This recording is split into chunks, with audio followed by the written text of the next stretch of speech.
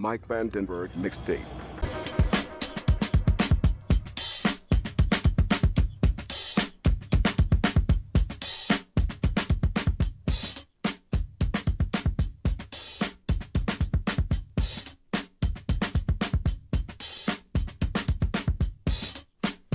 Are we to understand that you were in the city of the apes? Yes, 2 days ago. What sights did you see?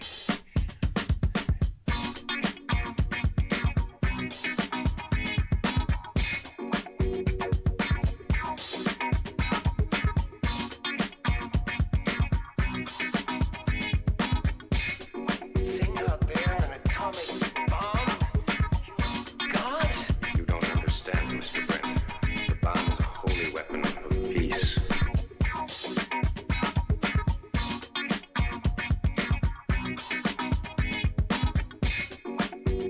The bomb is a holy weapon of peace.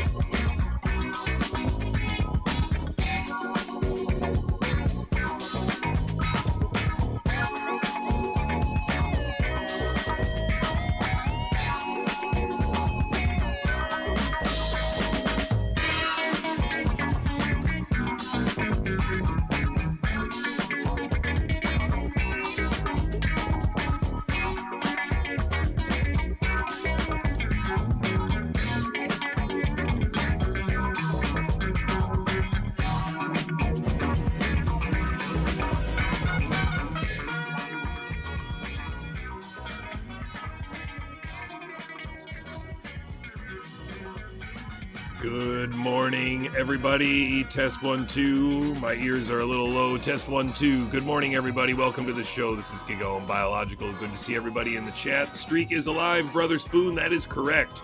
The streak is alive. Good to see everybody.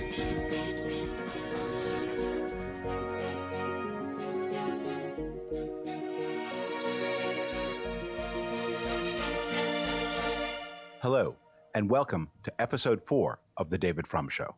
I'm David Frum, a staff writer at The Atlantic. Thank you for all who watched and listened to the first 3 episodes. All of us at The Atlantic and at The David Frum Show are so gratified by the extraordinary response to our first 3 episodes. Just to let everybody know, don't forget that the address behind me here is a place where you can send your self-addressed stamped envelope and get a Velcro patch that says Gigaohm Biological and gigaohmbiological.com, like on my arm here. And you can also get some stickers that are nice to put on your car or your water bottle, like is on my water bottle. And so, yeah, that's also a place where you could, in theory, send donations. But you can also just send a self-addressed stamped envelope to P.O. Box 2802, Bethel Park, Pennsylvania, and that's 15102, and we'll get that right out to you. And David's crazy. Listen to this guy. Cancer in virology. So I'm very glad to be joined today by Alan Bernstein. And first, some preliminary remarks on the subjects we'll be talking about in today's discussion. Okay, so David Frum is obviously somebody who's been in front of, let's say, more conservative audiences in America for a long time. I know David Frum from like the George Bush administration. And so this guy has been in media for a long time. He has a long following with people who vote. He has a long following with people with a lot of money, or people who are sitting on a lot of retirement or a lot of property. And so these people are the people who are listening to these old people, the same people who still consider Dr. Phil, for example, somebody to listen to. There's a very aimed message that is being aimed through the high precision of social media and the algorithms and programming that are available there, but also just using pre-existing voices that are already complete puppets, right? And David Frum is one of these people who is simply not sophisticated enough to understand that he has been a part of this illusion for so long. He's been playing on their stage for so long that he can no longer separate his performance and his contribution to that illusion from reality anymore. But what's remarkable is I think he's a very good barometer for how some of our neighbors are actually feeling right now. And certainly the consensus that he's going to try and create with the help of this Canadian authority figure from the equivalent of the Canadian CDC, I guess, is very, very extraordinary. But his preliminary remarks before he brings on his guest are simply dumbfounding. So buckle up. As I record this episode in late April 2025, the United States is gripped by an outbreak of measles. More than 800 cases have been diagnosed in 24 states. 3 people are dead, 2 of them unvaccinated school-aged children, 1 of them an unvaccinated adult. We are only about 1/3 of the way through the year 2025, and yet the United States has suffered nearly triple the number of cases of measles in 2025 as it did in all of 2024. The measles is caused, of course, by a pathogen, but it is enabled by human ignorance and human neglect. Rising numbers of children are going unvaccinated. About 1/3 of American children fail to get the full suite of vaccines that the CDC's Centers for Disease Control recommends, and about 7% of the full suite. Gosh, I love that word when you use it right. The full suite of recommended CDC vaccines. It's like, how can you possibly reject this amazing offer from modern civilization to reject this suite of medical interventions? Of American children go unvaccinated against measles, mumps, and rubella. These are invitations to human harm and human suffering. And they come about because of a rise in American attitudes of ignorance and unawareness about the causes of disease and how diseases are prevented. Let me read you a recent statement from the Kaiser Family Foundation, an important source of health and medical research information. The Kaiser Here's family. Kaiser. I think the Kaiser Family Foundation actually funds the VSRF of Steve Kirsch, or maybe it's the Skoll Foundation, or maybe it's both. I don't know. When it comes to false claims that the measles vaccines have been proven to cause autism, or that vitamin A can prevent the measles infections, or that getting the measles vaccine is more dangerous than becoming infected with measles, less than 5% of adults say they think these claims are definitely true, and much larger shares say they are definitely false. That's the good news, returning to Kaiser. However, at least half of adults are uncertain about whether these claims are true or false, falling in the malleable middle and saying each claim is either probably true or probably false.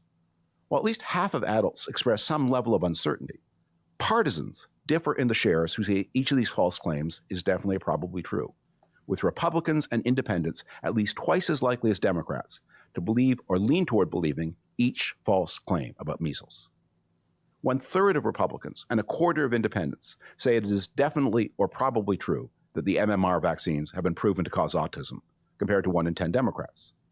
3 in 10 Republicans and independents say it is definitely or probably true that vitamin A can prevent measles, compared to 14% of Democrats. Now he is pretending that we have somehow gotten here as an exclusive result, and he's going to say it in a minute, of some kind of MAGA thing. That it's just because MAGA is so good at messaging that they've really screwed this otherwise obviously one of the greatest things ever to happen in civilization's history. The vaccination schedule in America is being undermined by this. I guess they're just too good at telling lies. They're too good at telling stories. And so now we're in big trouble in America. It's a really remarkable narrative. And wait until you hear how far he goes with it. And 1 in 5 Republicans and independents believe or lean toward believing that the measles vaccine is more dangerous than measles infection compared to... I mean, the only thing that would make these polls worse is if he gave a p-value that went along with it. It is absolutely remarkable. A poll shows, which is essentially trying to cast a weak spell of an illusion of consensus, right? It's a weak enchantment, but if it's combined with a lot of other certainty, then that enchantment can become stronger. And that's what a poll seems to represent. It's like there is a consensus of humans that believes this, and there's a consensus of humans that believe that. And this one's a problem and that one's not. And so it is an amazing enchantment that polls can be used to create. About 1 in 10 Democrats. Republicans are believing things that are putting their own children at risk. Yes, this is the Atlantic podcast. The MAGA cult is becoming a death cult that consumes the lives of its believers. Hundreds of thousands of Americans died preventably from the COVID virus. Your chance of dying from COVID was about the same whether you were a Republican or a Democrat. The disease did not discriminate by political affiliation. But after vaccines became available, the disease began to discriminate. Suddenly, people in blue towns and blue states began to survive the disease at much higher rates than people in red towns and red states. The price. If that is possible, it is because they applied different protocols to people who were entering the hospital vaccinated or unvaccinated. I would bet dollars to donuts. But of course, this guy's going to portray and project the utmost certainty that it is a blue and red thing and it is a choice of whether they transfected themselves or not. Of believing your favorite right of center influencer could have been your own life. What kind of political movement sacrifices its own people in that way to make some point, to make money, or to score a political jab against an opponent? It's a little hard to explain exactly what they thought they were doing. It's not hard to explain it. It's a little unpleasant to contemplate the explanation of what they thought they were doing, but we can measure the effect of what they were doing in lost lives. And now, with the spread of measles vaccines, the spread of measles and the shrinkage of measles vaccines, according to political affiliation, we can. I hope you don't mind. I'm going to go back a second. I just got a text from my son saying that the gym is still closed, apparently because they still don't have power. This is such bullshit. Anyway, I guess I can't go to the gym today. I just want to back it up a little bit because while I was listening to that, I kind of screwed up. Maybe I have to get my head out of the way for a second. Say this same horrible process of dating your favorite right of center influencer could have been your own life. What kind of political movement sacrifices its own people in that way to make some point, to make money, or to score a political jab against an opponent? It's a little hard to explain exactly what they. Now, what's interesting, what he says here, I knew I had to go back for a reason. What he says here is that the COVID discussion and the COVID sort of take the vaccine or not take the vaccine was used in cheap, low, Bush League kind of ways. Very cheap kind of political stunts were done. And in the end, it cost a lot of people lives. And really, it just seems like they were willing to do that in order for a few more votes. And what's remarkable about my current take on things is that if you step back just a little bit and have a little longer time horizon as you try to understand this, he's not that far off from the truth, but it's not centered in COVID. COVID was an act in a much longer play, which had its sort of, debut, a little opening night, over in the UK with the MMR shot and with Andrew Wakefield and with Brian Deere and with Paul Shattuck and with Polly Tommy.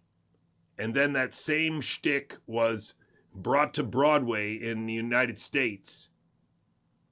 And they have been using a health freedom movement to vacuum up all of these different concerns, including the most damaged parents, not the most damaged parents, the parents of the most damaged kids.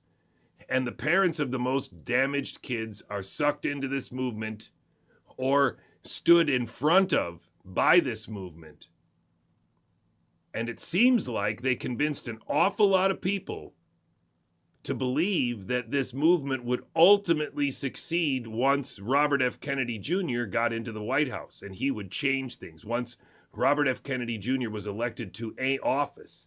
And what I find striking is that Skyhorse Publishing, the book publisher of CHD, one of the reasons why I got fired was because I wasn't helping to sell Robert Malone's books, which are published by Children's Health Defense and Skyhorse Publishing. They had a book in 2008 with an epilogue in it, which described a scenario where Bobby Kennedy, as an independent, would help another candidate win the White House. It's hard for me to believe that that chapter was just a whimsical story told by Jesse Ventura and published by Skyhorse Publishing, given the fact that then year after year there is a Wakefield book, a James Lyons Weiler book, and then the real Anthony Fauci, all in a nice row, almost like everybody had been co-opted. And it's really interesting that a lot of these people can be seen on camera or on recording saying things better earlier, before they were co-opted. And so here we are. What I need you to realize or try to suck in and swallow is that we have been brought here by design. The Rolling Stone article about measles in Samoa was put there in place with the intention of this now happening. I can't say that everybody that's involved understands all the working parts. I don't know how many working parts Donald Trump understands, or Bobby Kennedy understands, or Jay Bhattacharya understands, but I do understand that there is something else happening here, and it is a coordinated sabotage of American politics and of the fabric of America's society, so that people on the left and the right believe that the other side is nuts. And part of the way that this has been achieved is that there are people that are operating on the conservative side of America who are actually lifelong Democrats. And it does seem like the Democratic Party, to a large extent,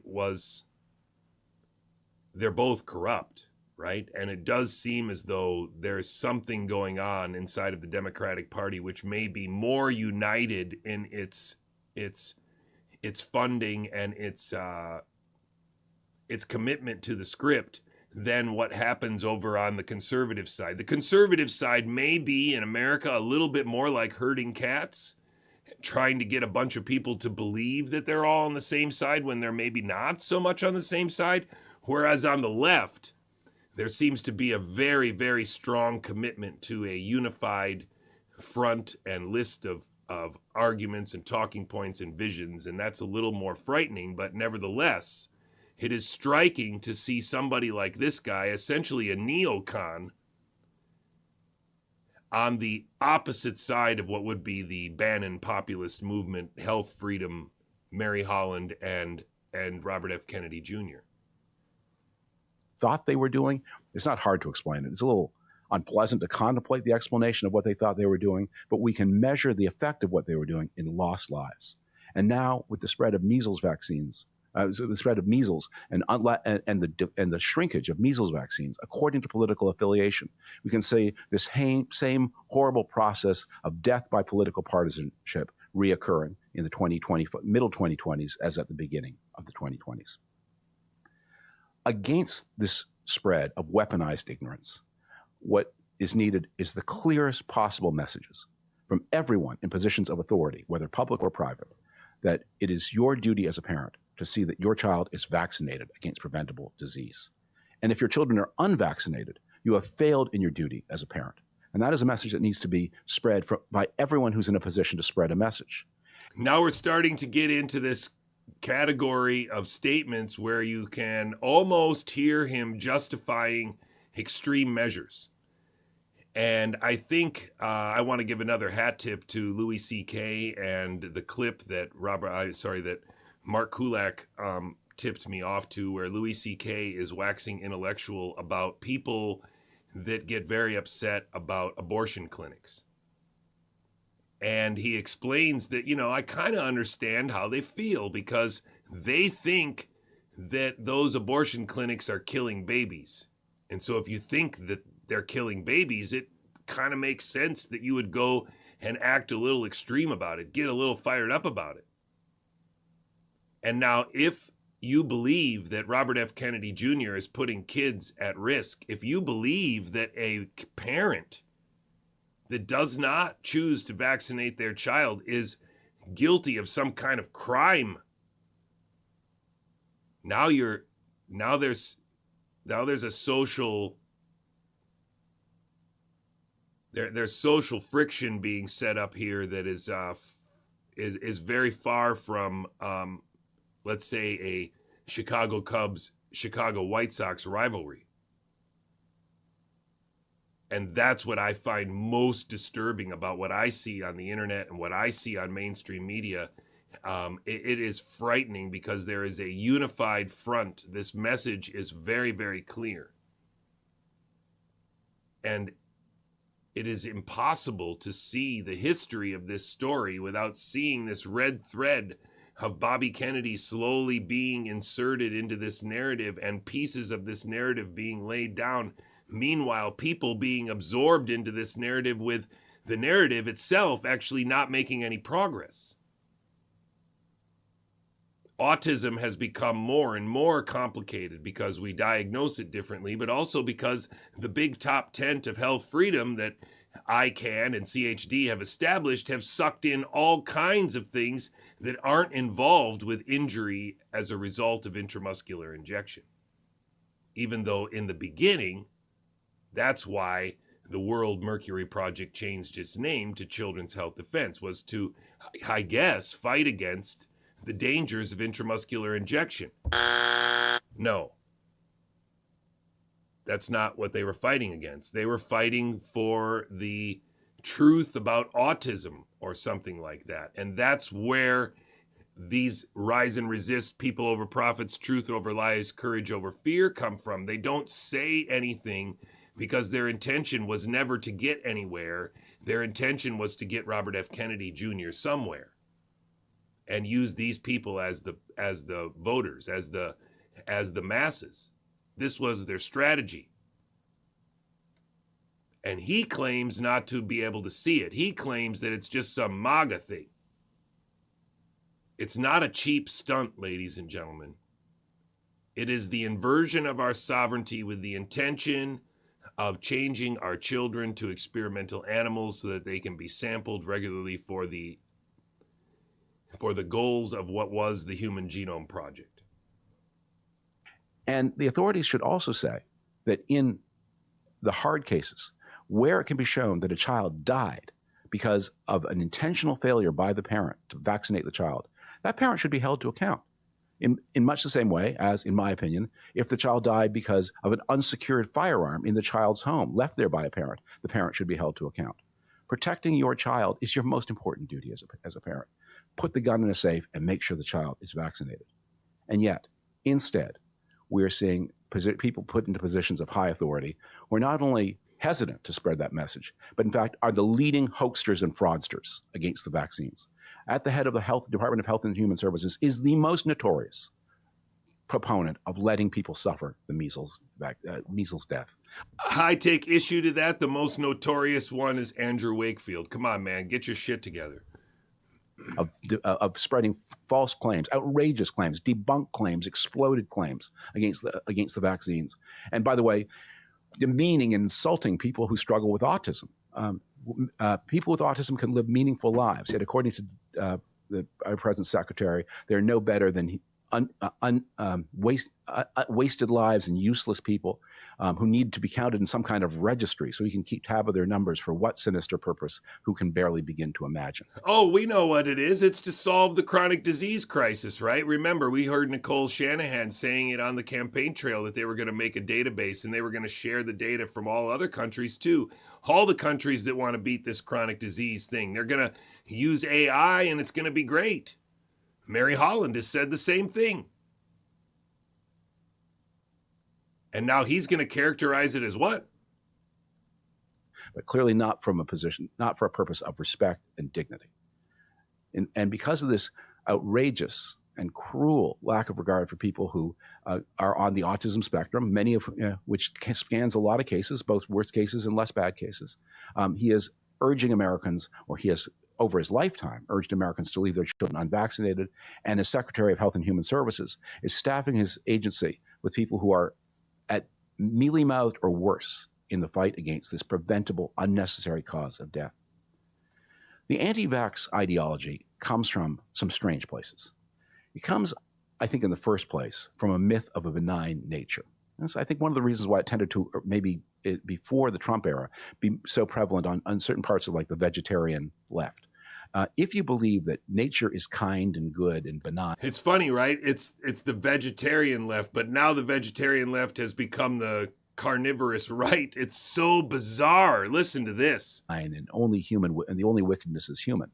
And if you are unaware of how what tended to, or maybe before the Trump era, be so prevalent on certain parts of like the vegetarian left, if you believe that nature is kind and good and benign and only human, and the only wickedness is human, and if you are unaware of how massively human lives were at risk from disease before the modern era, it may seem like, why am I intruding into my beautiful child's body this sharp needle that makes them squawk for a moment, and introducing these foreign substances? Why would I do that when nature wants us all to live and rejoice? Well, nature doesn't want you to live and rejoice. Nature is utterly indifferent to your hopes and wishes.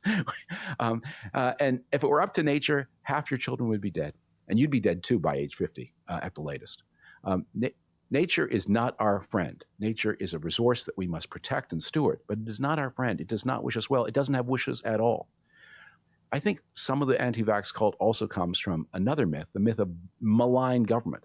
Not just that government is inefficient, as it often is, and clumsy, as it often is, but that actually there's some kind of secret conspiracy up there of people who, for some bizarre and nefarious purpose, want to prevent Americans from enjoying the beneficent benignity of nature, and instead want to inject them with all of these artificial products like seatbelts.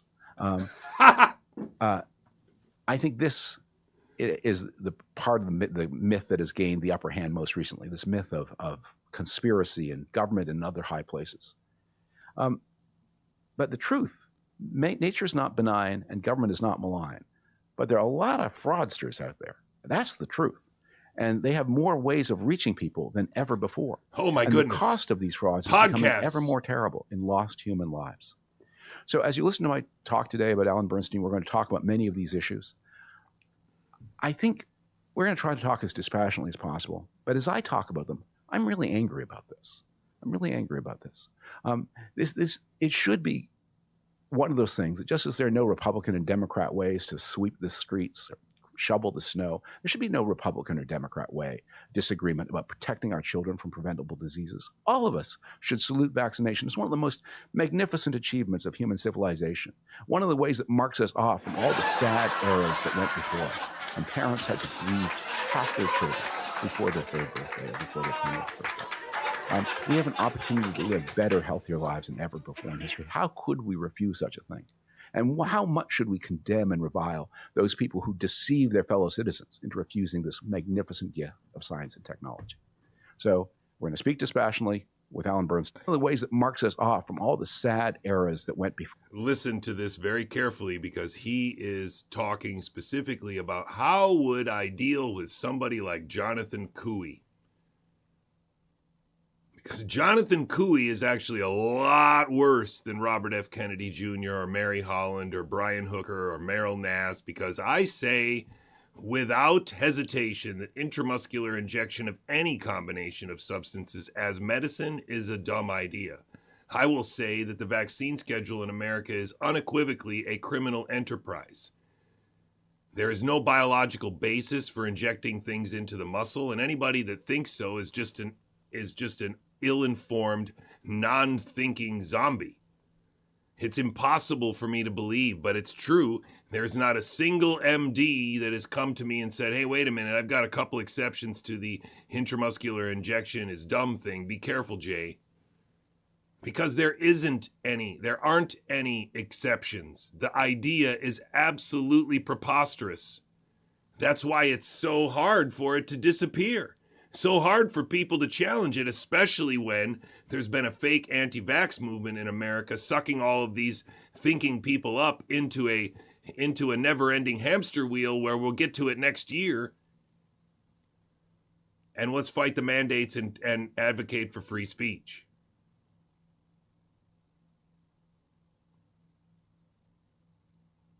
RNA cannot pandemic. Intramuscular injections are dumb. Transfection is a crime. And the population pyramid is a real thing. Our population on Earth is about to go down whether we like it or not. And the consequences of that may not be so manageable as these people don't want you to know. There may be a lot of chaos coming because of this change, and we need to have our kids ready for it, because we don't want them all moving to the cities and accepting all the rules in the cities when they could establish their own communities. Maybe there's going to be 50 states in the future that are all independent places where we live together in harmony and trade across our borders. I don't know what the future of America is, but I know for sure that this guy's not interested in my kid's future. This guy's not interested in the truth that I have to tell. He's already been in on this for so long that the only thing he can do is read the script that he's given with the vigor that he reads it with. Listen carefully, because this is pretty frightening. This is an American. For us, when parents had to grieve half their children before their 3rd birthday or before their 20th birthday. We have an opportunity to live better, healthier lives than ever before in history. How could we refuse such a thing? And how much should we condemn and revile those people who deceive their fellow citizens into refusing this magnificent gift of science and technology? So we're going to speak dispassionately with Alan Bernstein. I'm not dispassionate about this. I hope you won't be dispassionate either. And now my interview with Alan Bernstein.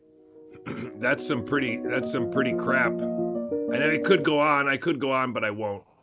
I'll get on with the show here. Thank you very much for being here. See you soon.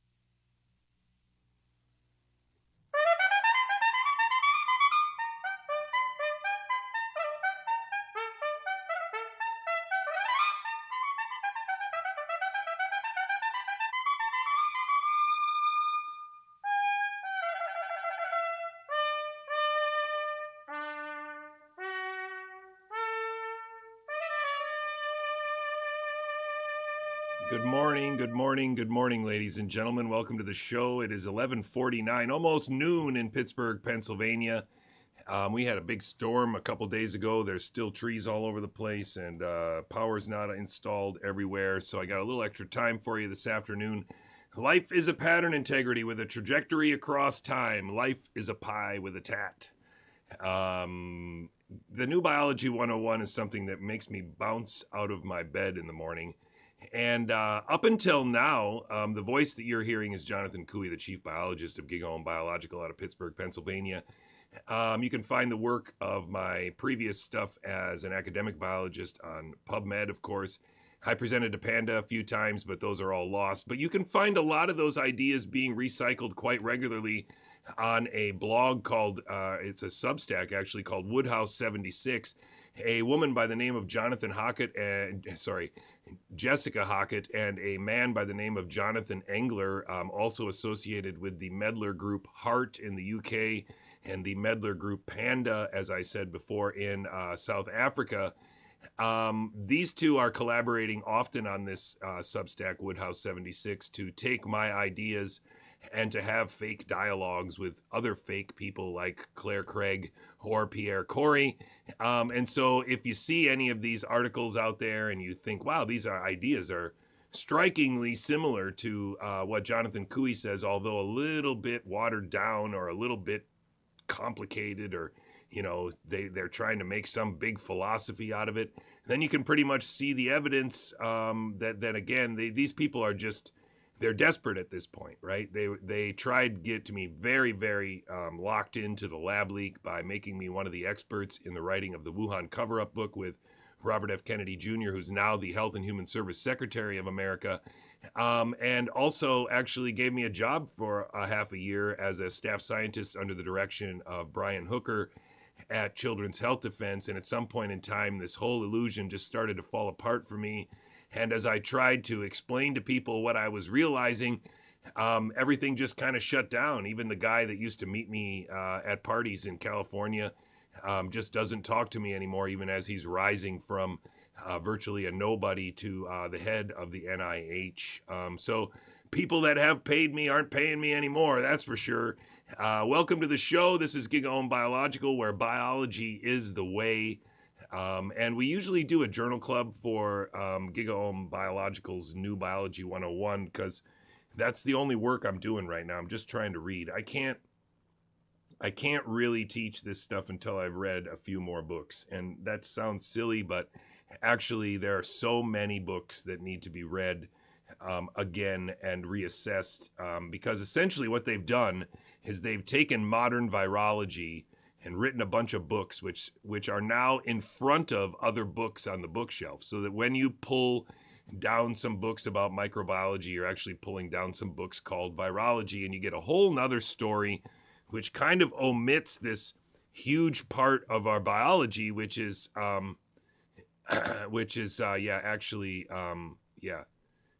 actually the bacteria and their phages in the background. That's what I think is really up to here. What's going on?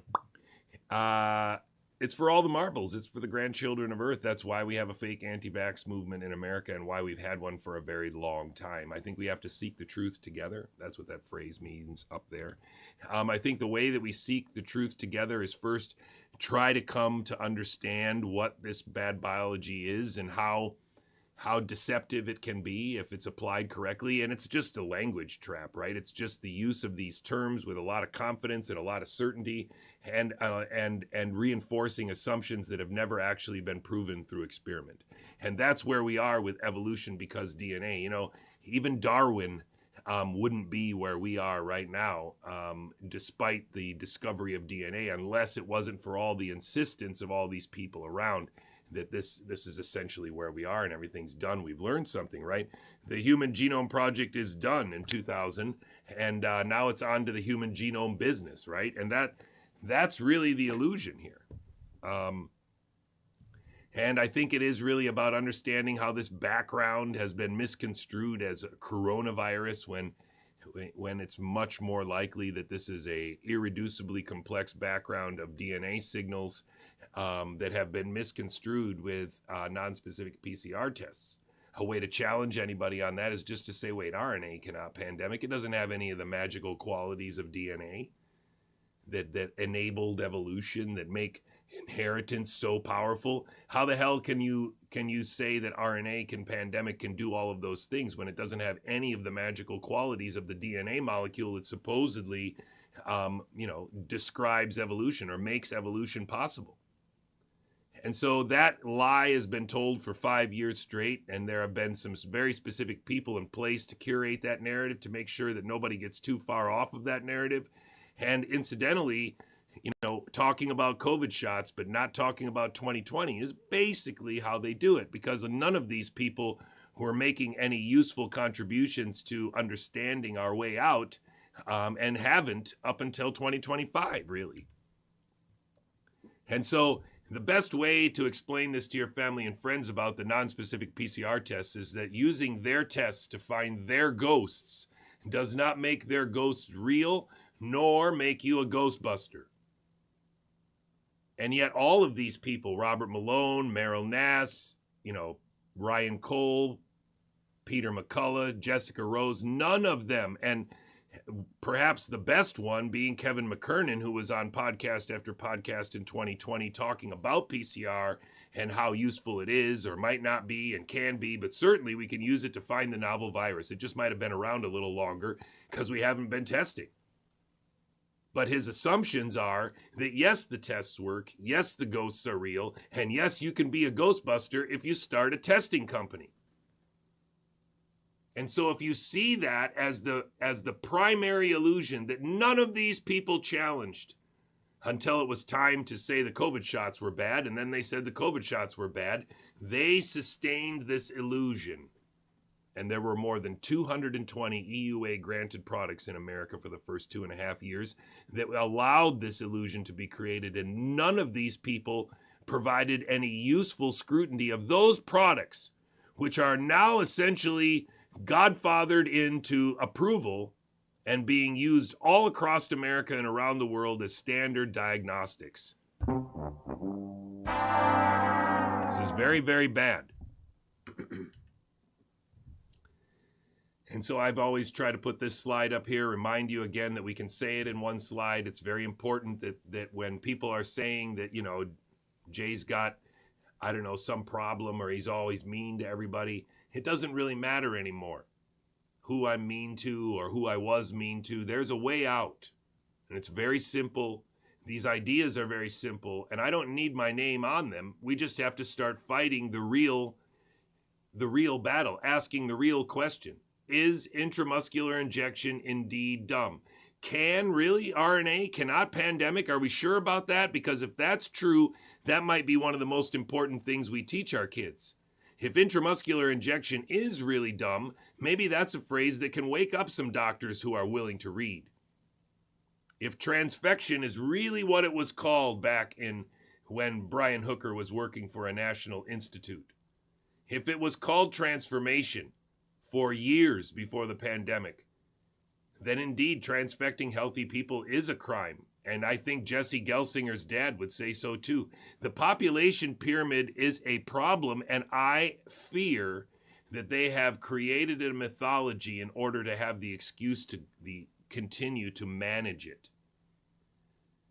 And the only reason why they've gotten this far is because of placebos, ladies and gentlemen. Placebos for the COVID shot and probably for a lot of the childhood vaccine schedule in America. And so how have they gotten away with it? Well, they've gotten away with it by the overclass, the people that don't care about money because they have so much of it, have put people in place to have arguments that don't get us out.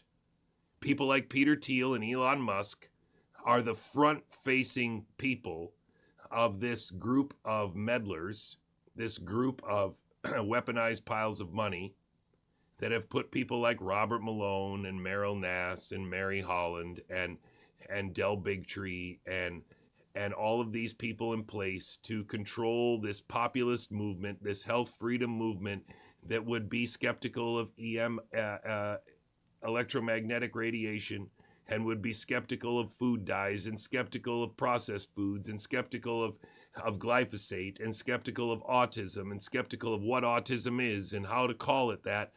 And all of this stuff was rolled up into one political bullshit show by acolytes, which were placed on social media. This would have never been possible without our active engagement in social media, thinking that on X that the truth was available. Kevin McKernan was on podcasts in 2020 saying that the truth was available on X. Then Elon Musk bought X, and the Health and Human Services Secretary said on Dr. Phil's show not a few days ago that Elon Musk saved free speech in America. And so they can trick us into believing anything they want about Israel and Gaza, anything they want about Libya, anything that they want about the euro, anything they want about immigration, and anything that they want about a novel virus. And that's exactly what they did. And now they have people in place that are there to make sure that the clock runs out on this murder. This very clear signal of murder. Because we lost control of pneumonia, what we had control of for years. We lost control of it, and then suddenly we gained control of it again in 2020. That's not by accident. That's murder. That's managing the population pyramid problem. And the really cruel thing about it is that at the end of this, the one thing that escaped scrutiny was the use of PCR as a diagnostic. And so now PCR can be used to find measles. Antibodies can be used to describe whether or not you need a booster for your measles vaccine. And so they are now encouraging people on the left to go ahead and get a lateral flow test or some other kind of blood test to see if your measles, titer is high enough. I shit you not. And all of these remnants are the perfect data set for what the Human Genome Project already knew a long time ago they would need. Samples, multiple samples from everybody. And it's going on right now without the scrutiny of the FDA, which probably should have looked at each test as an individual medical device. But instead, all of these tests are just being flooded. The market is flooded with tests that are just assumed to work because PCR has been established as a diagnostic. And soon, transfection will be established as a medicine. They'll still call it vaccine, next generation vaccine. And this is all accomplished by this team worst case scenario that pretended they had something to say for 5 years, but did not. And it includes the fake anti-vax movement, but it also includes their bizarro group reflection in the no virus people, like Tom Cowan with a book and Andy Kaufman and the Baileys. Now, I know this is hard to take, but I want you to listen very carefully because this is the best illustration that I have of it. They created an illusion of consensus. It started with ICANN, expanded to Children's Health Defense, and then during the pandemic, he just had this explosion of organizations here, right? This is an explosion of organizations that are all health freedom oriented. They all retweet each other. And a lot of these players are being supported by, are fellows by, or are founding members of multiple of these organizations. How many people are on the brownstone list that are also at the international COVID summits? How many people are on the brownstone list that are also FLCCC or Independent Medical Alliance fellows? How many people are on brownstone and also on the Wellness Company? And how many of all of these people have been on a CHD podcast or an ICANN podcast, but never been able to describe the difference between injection and ingestion, never acknowledging that I kind of got there independently of Brandy Vaughn, but then Brandy Vaughn, who all of these people have known, made movies with, was so good at saying there's a big difference between injection versus ingestion, and tried to say the same thing that I was saying with intramuscular injection is dumb. Listen to Brian Hooker in 2013 tell the story of what happened to his son. Was born in 1998, and virtually every vaccine that he received that could have thimerosal is the mercury-containing organic preservative that they used in vaccines and still use in some instances, but he had got a very high dose of thimerosal in his infant vaccines, and then he basically reached a toxic tipping point at about 15 months and regressed into a condition that we will not call autism. I don't like the word autism. He was vaccine damaged. I will not use the word autism. We don't like the word autism. He was vaccine damaged. Let me hear that again. He was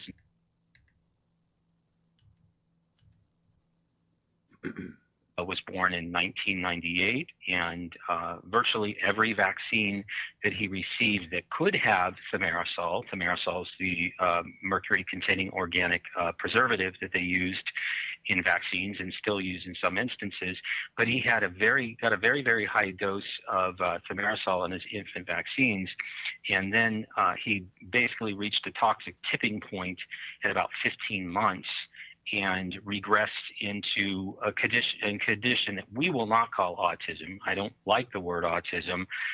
He was vaccine damaged. He was neurologically damaged, and he's still suffering with many of the effects of that initial damage done at 15 months. And so he regressed rather quickly into neurological difficulties. He lost language. We lost eye contact. He was staring at lights, things like that, and within weeks, the initial vaccinations. He got 5 vaccines while he had an active ear infection, which is a big no-no. It's contraindicated even if you look at the packet insert. But within weeks, we saw profound regression, and it continued in a downward cycle until he was about 2 years old, and then it started to stabilize at that point. Okay, and you as a parent, there's not a single doubt in your mind about the connection between the vaccinations and the subsequent regression? No, not at all. It was apparent at the time that he received the vaccines, and it was then pointed out. I didn't even know that the vaccinations that he received contained mercury until we had the fortunate experience of working with a specialist who was a part of the Defeat Autism Now movement when my son was about 30 months old. But that physician alerted us, and who became, essentially my son's primary doctor at that point, is that thimerosal was in the vaccines, and we did the calculation, and I was astounded by the amount of mercury that my son received in the vaccines. Not only that, but as my knowledge has grown, I'm astounded, and I continue to be astounded by the poor design of these particular therapeutics and the poor rationale for vaccinating in the first place. Gotcha. And the poor rationale for vaccinating in the first place. Sounds like he's really close to this. In 2013, when he doesn't use the word autism, he doesn't like the word autism. I want you to feel it here because he uses the word autism now. Autism has many different levels now. In 2013, after 17 years of experience trying to genetically modify plants to make medicines, biotech expert Brian Hooker has a vaccine-damaged child that he will not use the word autism to describe in 2013. In 2020, he has a kid who has autism.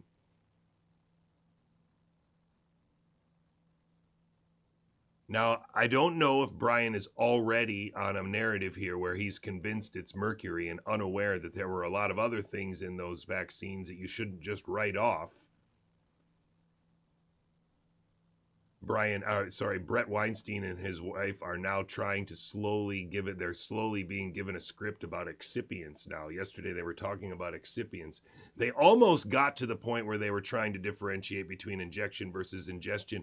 But I think these people are just so sold out to this narrative and so sold out to the provided script or sold out to whatever they thought they knew that they can't get here. They're not supposed to get here. They will never get here.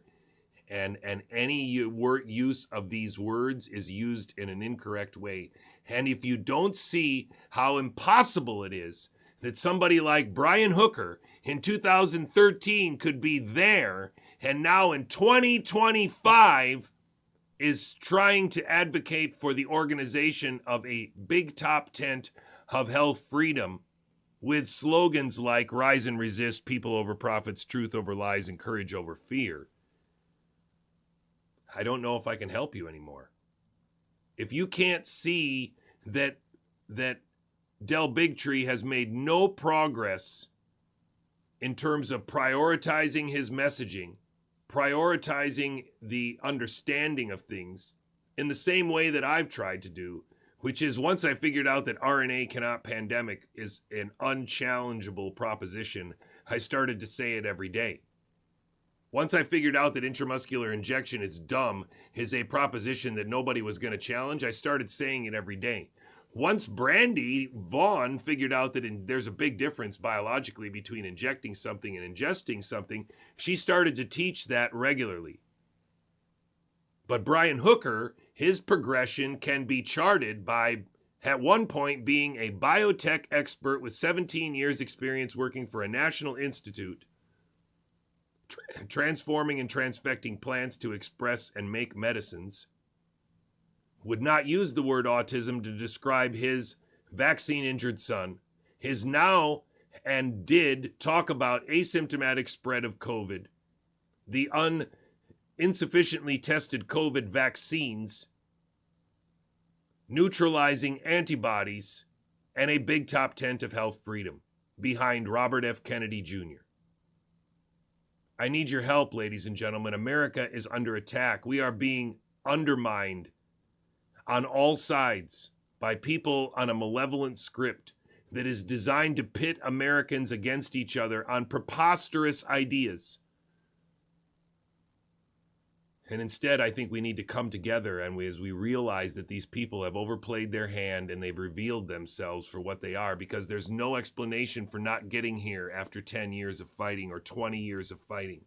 There's no explanation for not realizing this is a signal. A very, very bright, there's me and me. There's a very bright signal here. And it only took a little murder and lies. Not a lot, just a few thousand. The rest was already built into the expected rise in all-cause mortality. The excess number of old people in Scotland was a beautiful example of that. They murdered people en masse there.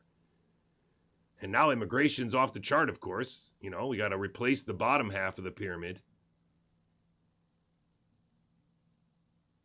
There's no explanation for everybody ignoring this except for that they are on a paid script. Sam Bailey and Mark Bailey should not be ignoring this slide. If murder in America was enough to pull off the stunt that happened in New Zealand and got so many New Zealanders to take the transfection, it was murder in America that allowed that to happen. The same thing in Australia, where supposedly WikiLeaks has been fighting. The anticipated rise in expected death in America, sculpted using murder and sophisticated lies, including the opioid pandemic, was used to justify the lockdowns around the world, used to justify the mandates of vaccines around the world. And if it can be explained by an anticipated rise that was used by these traitors, then why aren't any of these people saying it? Because it applies to them too. The tragedy in New Zealand was only possible.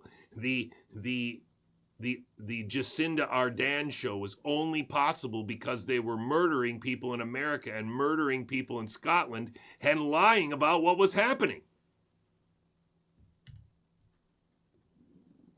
And I am very, very scared of where we are because of who brought us here. People like Steve Bannon, who brought us Lee Min Yan. People like Stephen Hatfield, and brought us the lab leak idea in January of 2020. And soon after came this guy with his bandana and woodshop goggles. This guy with his history that goes to Hatfield and Callahan and Huff and Rose and Corey and McCullough and Cole and Lee Min Yan and Merrill Nass and CHD and Skyhorse Publishing. This guy who's attached to the FDA by his dad. This guy who's attached to the FDA by his dad, who's still alive. Whose son is attached to Peter Thiel and Elon Musk by some kind of something Palantir something. Thiel Capital, I don't know.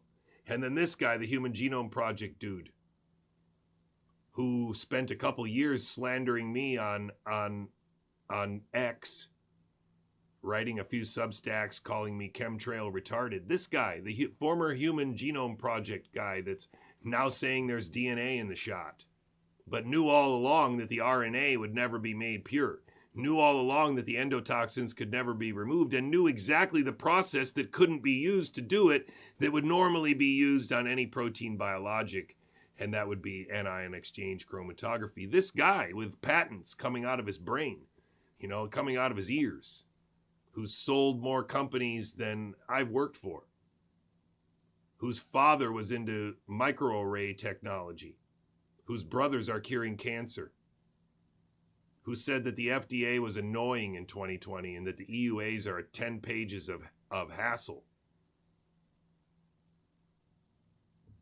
Those people are all behind our Health and Human Services Secretary. Those people are all behind the head of the NIH. And so either these people are going to be doing some of the things that these people want done,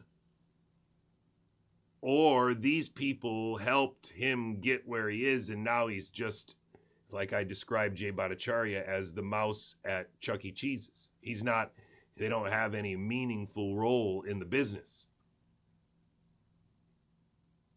But I don't think that's the case. I think there's some weird struggle still going on in the background, and I guess I'm never going to know. But I do know that these people are not working as patriots. They're not working for our grandchildren's future. They're not trying to plant trees under whose shade they will not shelter. They are working for the slavers. This guy has ties directly to the Human Genome Project. This guy goes all the way back to HIV, Ebola, Zika, the WHO, Gavi, and the Vatican. He organized all 6 COVID international summits. He toured around churches in 2020 and 2021 with Ryan Cole and Lee Min Yan, the one that Steve Bannon hugged on stage in 2020.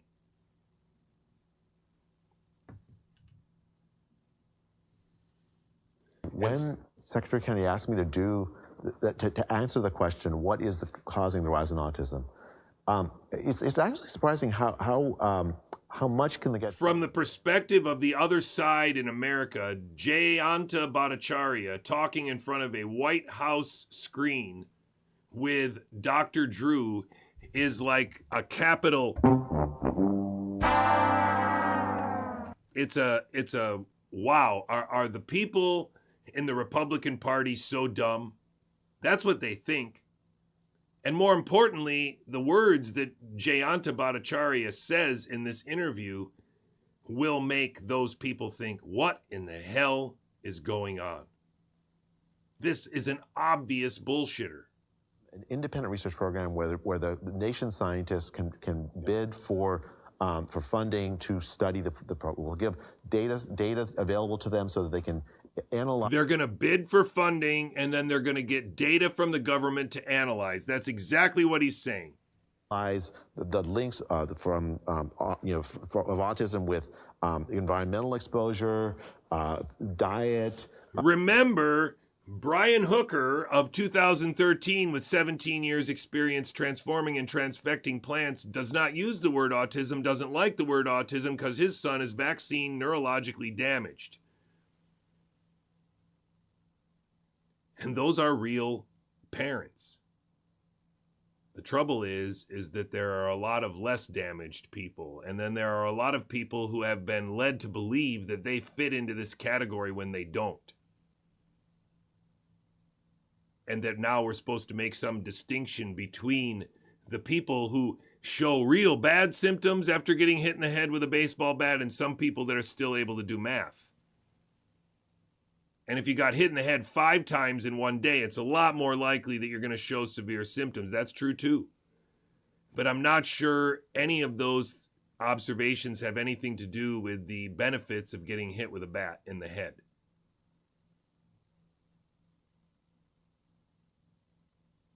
And so we have now in place a couple people who are willing to attribute a variety of environmental and genetic causes to the damage that can be done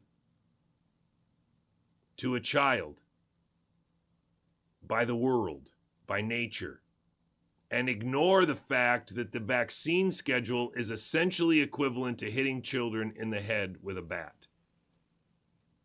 That's what these people are in place to do, to make sure that no one is explaining this. No one actually realizes that this is an argument about nothing. You are trying to decide whether it should be an aluminum baseball bat or a major league wood bat, whether you're allowed to cork the bat or not, whether there should be a bat donut weight on the bat or not. It should be a 34-inch bat. Should you wear batting gloves when you do it? Maybe if you had a nurse on either side of the kid and hit on either side of the head instead of hitting twice on the same side, maybe that'll solve the problem.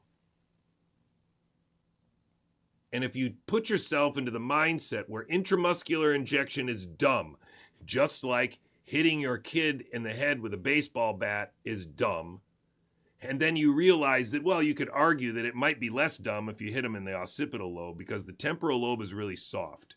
So you definitely wouldn't want to hit him above the ear. That would be really bad. And if you have to hit him more than once in the same day, then maybe you can hit him just in the back corner here and then in the back corner there. Those are really hard round parts.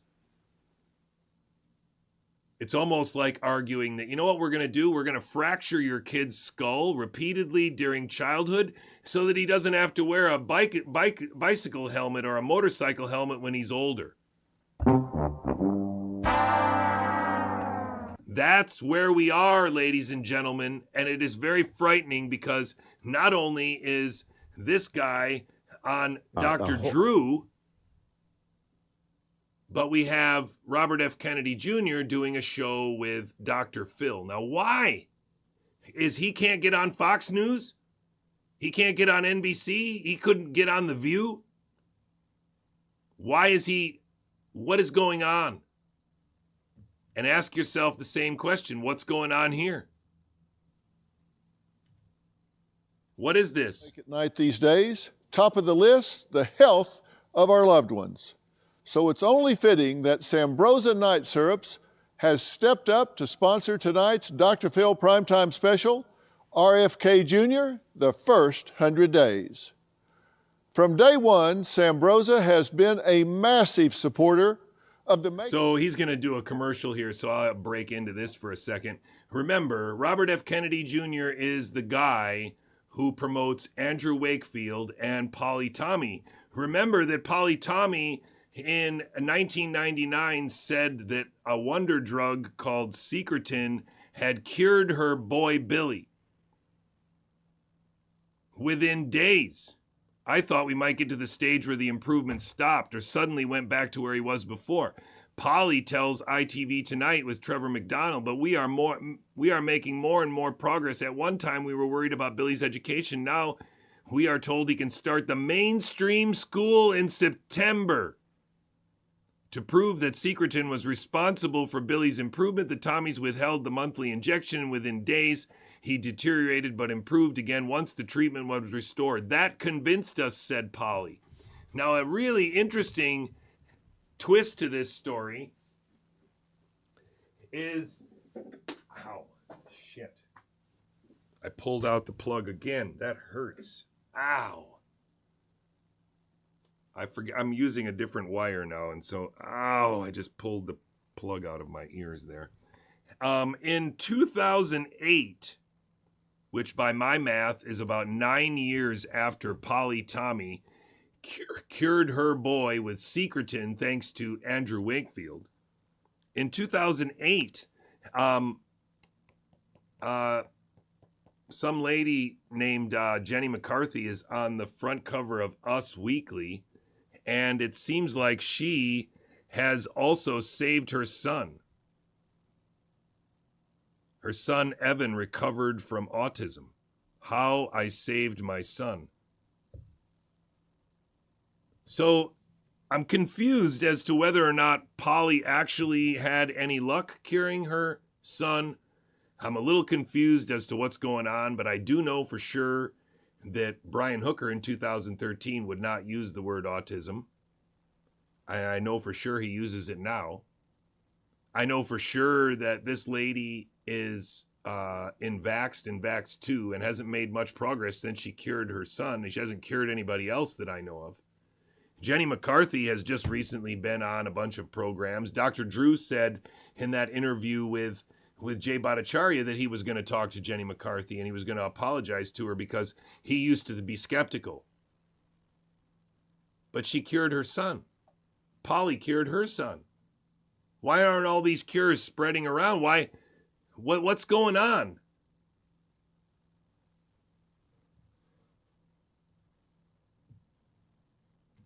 Standards, his journey has been anything but conventional. He's faced criticism and controversy, yet remains steadfast in his mission to make America healthy again. Now, tonight, a candid, no-holds-barred conversation about the first 100 days of this administration. And this isn't just about me talking to Secretary Kennedy, it's about him engaging with all of you here. This is your town hall, and I'm bringing your questions, your concerns into the conversation. But without... Yes, the rest of the world sees this. And yes, the rest of the world is saddened. Yes, the rest of the world sees this. And yes, the rest of the world is saddened. Do not doubt for 1 minute that that's not part of this. They do not want the rest of the world to see America as anything like what it was when the Dream Team went to Barcelona in 1992. They don't want you to think of America when we won the gold medal in hockey. They don't want you to think of America in World War II coming to the rescue of Europe or something like that. None of these ideas, they're all gone. And that's on purpose. You are witnessing the controlled demolition of America, and the only people who can stop it are in America. We must disengage from their social media, disengage from their mainstream media, and organize local communities and promote local and independent journalists, if you will. I don't know if I'm a journalist yet, but I am definitely a biology coach. Yes, I'm a journalist for purposes of FOIA so that I don't have to pay. But I haven't sent any FOIAs yet. I'm waiting for the FOIA offices to open. See, isn't that unfortunate? They said they were going to be super transparent, but you can't even write a FOIA right now because those offices are closed. It's not like I can FOIA, for information about the COVID vaccines or anything like that. And is that accidental? While Jay Bhattacharya is talking about how the NIH is going to publish all papers immediately before they're published by journals, like that matters. If it's bullshit science based on bullshit p-values, based on bullshit assumptions or bullshit models of disease, then who cares if you publish them now or when they get put into a journal and charged money? Who cares? This is going to hurt. Because as an American, it hurt me. I don't know how we got here. Well, I do know how we got here. I was in the car with you, but it's remarkable where we are. This is the Health and Human Services Secretary of America, a guy who claimed to have cracked the code with the help of Heather Fraser in 2017.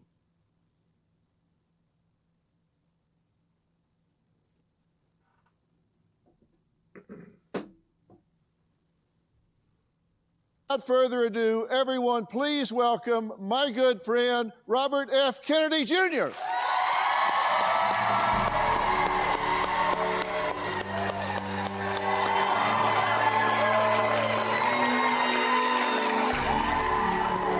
Good to have you.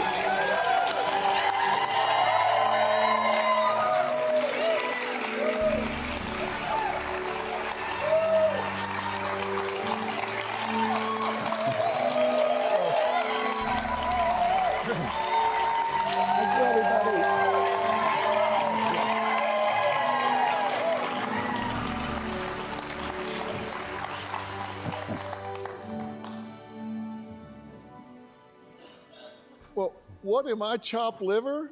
I mean, you don't act that way when I come out all the time. You got some fans in the house, I think. Thank you.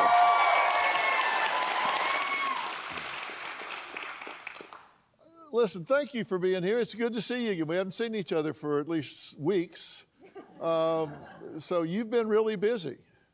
I have been, and thank you for all your support during the campaign and ever since. You've really, I think, done more than any other media figure in helping to tell people about the movement and to encourage people and to drive it. I bet Steve Bannon did a lot more than him, but okay, whatever. Well, I am a strong believer in what you're doing. And, people ask me about that, and they ask me what... The audio's really bad, like it's echoey. I don't know what he's got going there. What you're really like. And they say, does he believe everything that he says? Is he as committed as he says, or is this all political rhetoric? And I can honestly tell people, having gotten to know you and spent the time that we have together, that not one bit of it is political rhetoric. It would be so much easier on you if you were talking politics, but these are things that you are seriously committed to and have been for a long, long time. You're not a... There's a little question in the chat. I don't know if I put it up here or not. Yeah, I can. Can anyone explain why RNA can't pandemic? I try to explain that every day, and I did earlier. I'm just going to give you that just because it's in the chat, and I'll say it right here. RNA cannot pandemic because it doesn't have any of the biological magic qualities of DNA. One of the most important things to understand about Bad Biology 101, the biology that is taught in Campbell biology, and all the people, that are taking biology in high school and in their freshman year of college are learning from a book like this, are learning that that DNA, because of its unique chemical structure, is a redundant copy of a code. And that redundancy gives it a chemical stability and a informational storage fidelity that doesn't exist anywhere else in nature. It's magical. It's the reason why heredity happens, and it's the reason why evolution occurred. That's the whole argument of Biology 101. And RNA has none of those qualities. It doesn't have the information storage duplicity. It does not have the high fidelity copying capability, and it doesn't have this chemical stability, because rather than being a double helix where there are no weighting bonds no exposed bonds to be reacted with, you have a half of that where all of those are potentially reactive species with the environment. It is a very, very terrible illusion that is so bad and only sustained because people just insist that assumption must be accepted. Because we gave a Nobel Prize to David Baltimore for reverse transcriptase, and he says that the Baltimore scheme is the shit. But the Baltimore scheme says that we're allowed to make DNA into RNA into proteins, and that viruses can do all kinds of other things with single-stranded RNA of both types, with double-stranded DNA, with single-stranded DNA. And these are all mythologies. These are all mythologies that don't take into account the existence of bacteria and phages, instead try to tell us a story about all this wizardry and nonsense that has nothing to do with reality. RNA cannot pandemic. There is no biological basis for that idea. And pandemic being that you spill it in a mud puddle in Wuhan and it ends up in all the white-tailed deer and all the zoo animals and all the wherever else COVID spread in the first couple of years. It's impossible.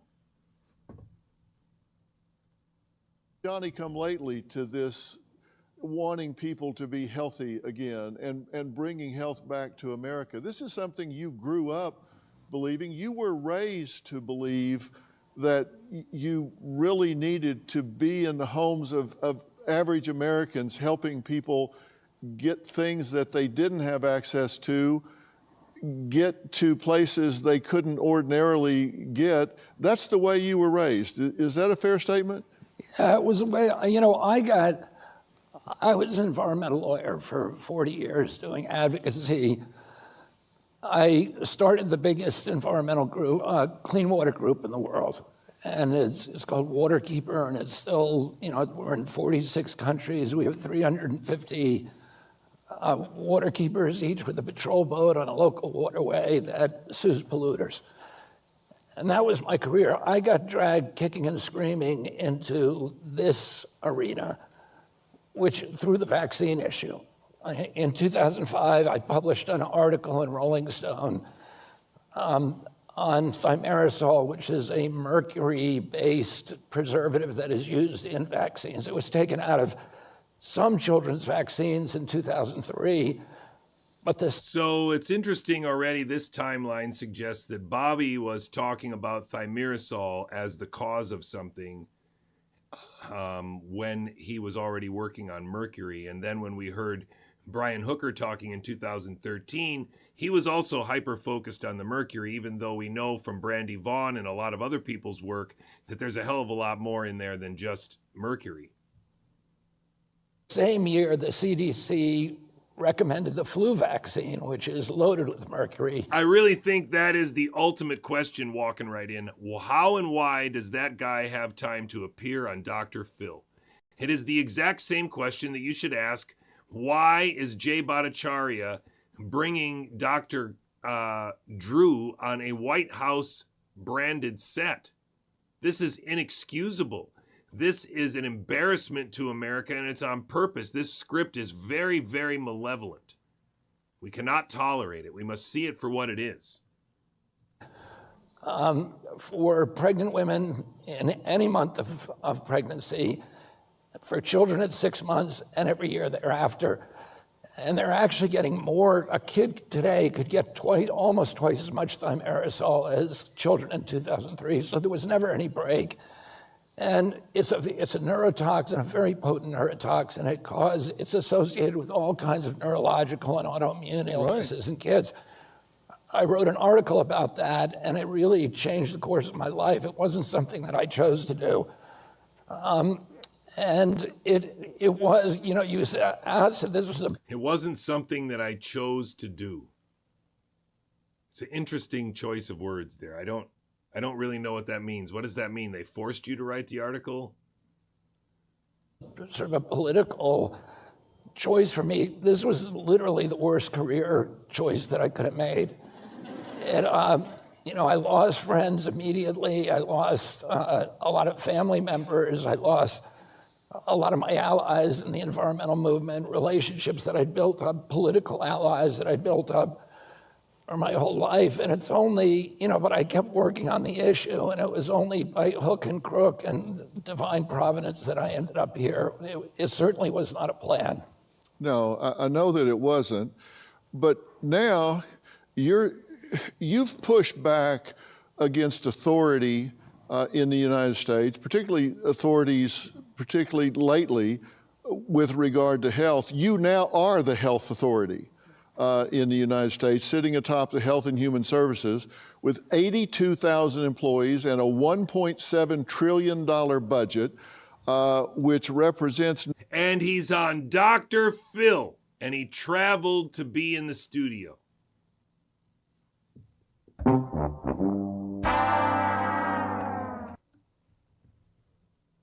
Nearly a third of the entire federal budget.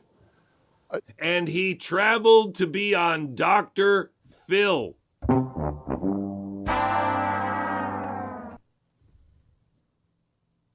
I mean, do y'all realize this is a third of the entire federal budget and 7% of the GDP?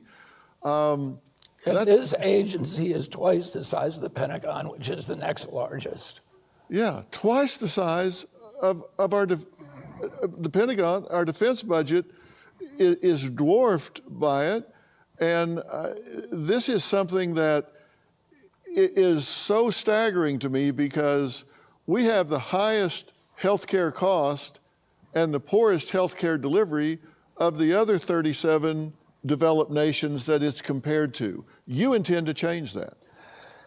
We spend 2 to 3 times what any other country in the world spends on healthcare, and we have the worst outcomes. We're literally the sickest people in the world. We have the highest chronic disease burden of any country in the world. During COVID, we had the highest death rate from COVID of any country in the world. So we had 16% of the COVID deaths in the United States, and we only have 4.2% of the world's population. And so it's a mystery why people are getting awards and kudos and applause for managing COVID in this country, because we literally did worse than any country in the world. Now, if you ask CDC, why did we do so poorly? They say, well, it's not our fault. It's because Americans are so sick, which, by the way, is their fault. But So he's right on narrative, right? There's no population pyramid. There was no anticipated rise in all-cause mortality. There was no reason for concern that we were having an excess of old people.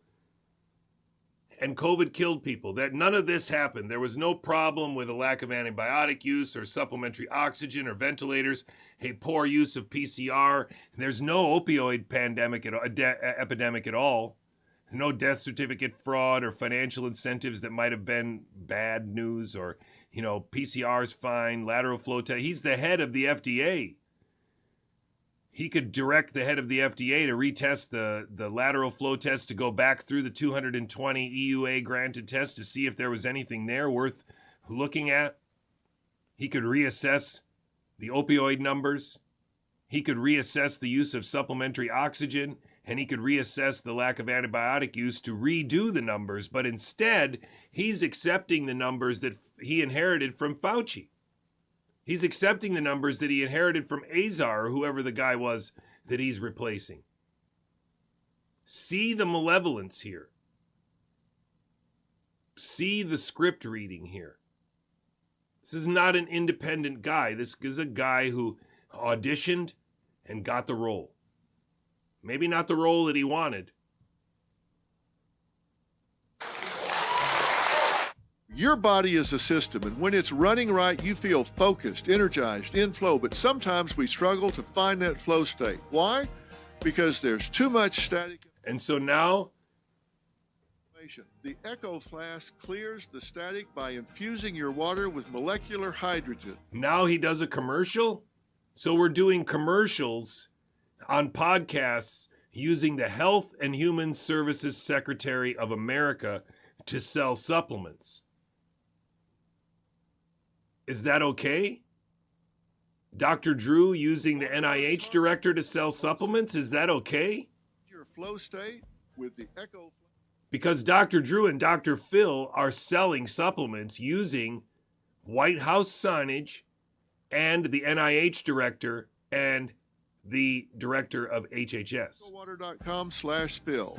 Enter code Phil to save 10%. That's what's happening. Let's discuss preparedness, because we know emergencies happen when we least expect them. But instead of just taking it, we can prepare. Let's discuss Jace Case. One Jace of your most case? important preparations. Sounds a lot like the wellness company. We'll have emergency prescription medications on hand right when you need them. Think about it. Ever been caught off guard? Whether it's a sudden illness or a travel hiccup, the right medications can make all the difference. Jay's Case is designed to take that worry off your plate. So when a minor health So issue from the pops up, perspective of somebody who's skeptical of Robert F. Kennedy Jr., this just confirms everything that David Frum said. This just confirms everything that all these crazy people on the left say. How can we get over this unless we are able to come together as a country and disengage from this theater? We will never escape. Code Phil, P-H-I-L. the CDC said the average American who died from COVID had 3.8 chronic diseases. And so when they had obesity or diabetes or asthma, and then one other thing, or some other combination of chronic disease. So they would have been a terrible Medicare patient, because they would have been a very expensive Medicare patient, especially in the last 6 months of their lives, when all these chronic diseases would have needed a lot of treatment, and keeping them alive would have been expensive. The population pyramid is a real problem, and our rulers are managing it with a mythology. It's an anticipated rise in the number of old people, and the number of sick old people, and the number of unhealthy Americans, and they're managing the problem. And that's really what killed them. These were people who were so sick that they were basically hanging from a cliff. And COVID came along. Okay, I hate to break it to you. You're getting all this stuff in the chat, and you're trying to convince me that influenza isn't contagious by saying that they put a cubic centimeter, that's 1 milliliter of snot in people's noses. That's not going to do it if it's a bacteriophage.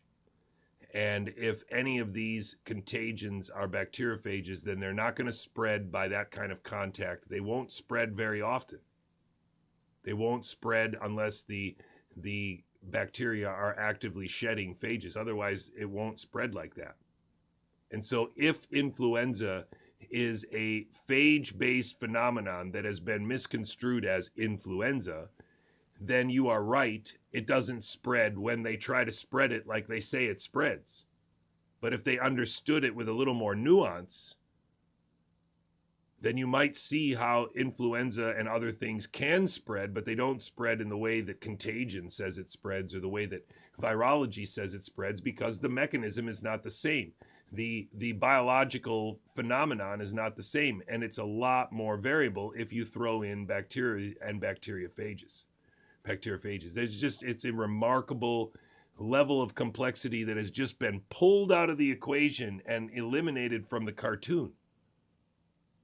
And so the very simple way to make sure that nobody figures that out is to just say influenza is not contagious. Look, they put snot up people's nose and nobody got sick. What if they made them eat that snot? And stamped on their fingers and dropped them off. But they were already living lives that were burdened by sickness. And what we need to do as a country, we're really, if you look at the data today, the fertility of our kids is down. A teenager today has half the testosterone of a 64 or 68-year-old man. Is that from the food they eat or their lack of exercise?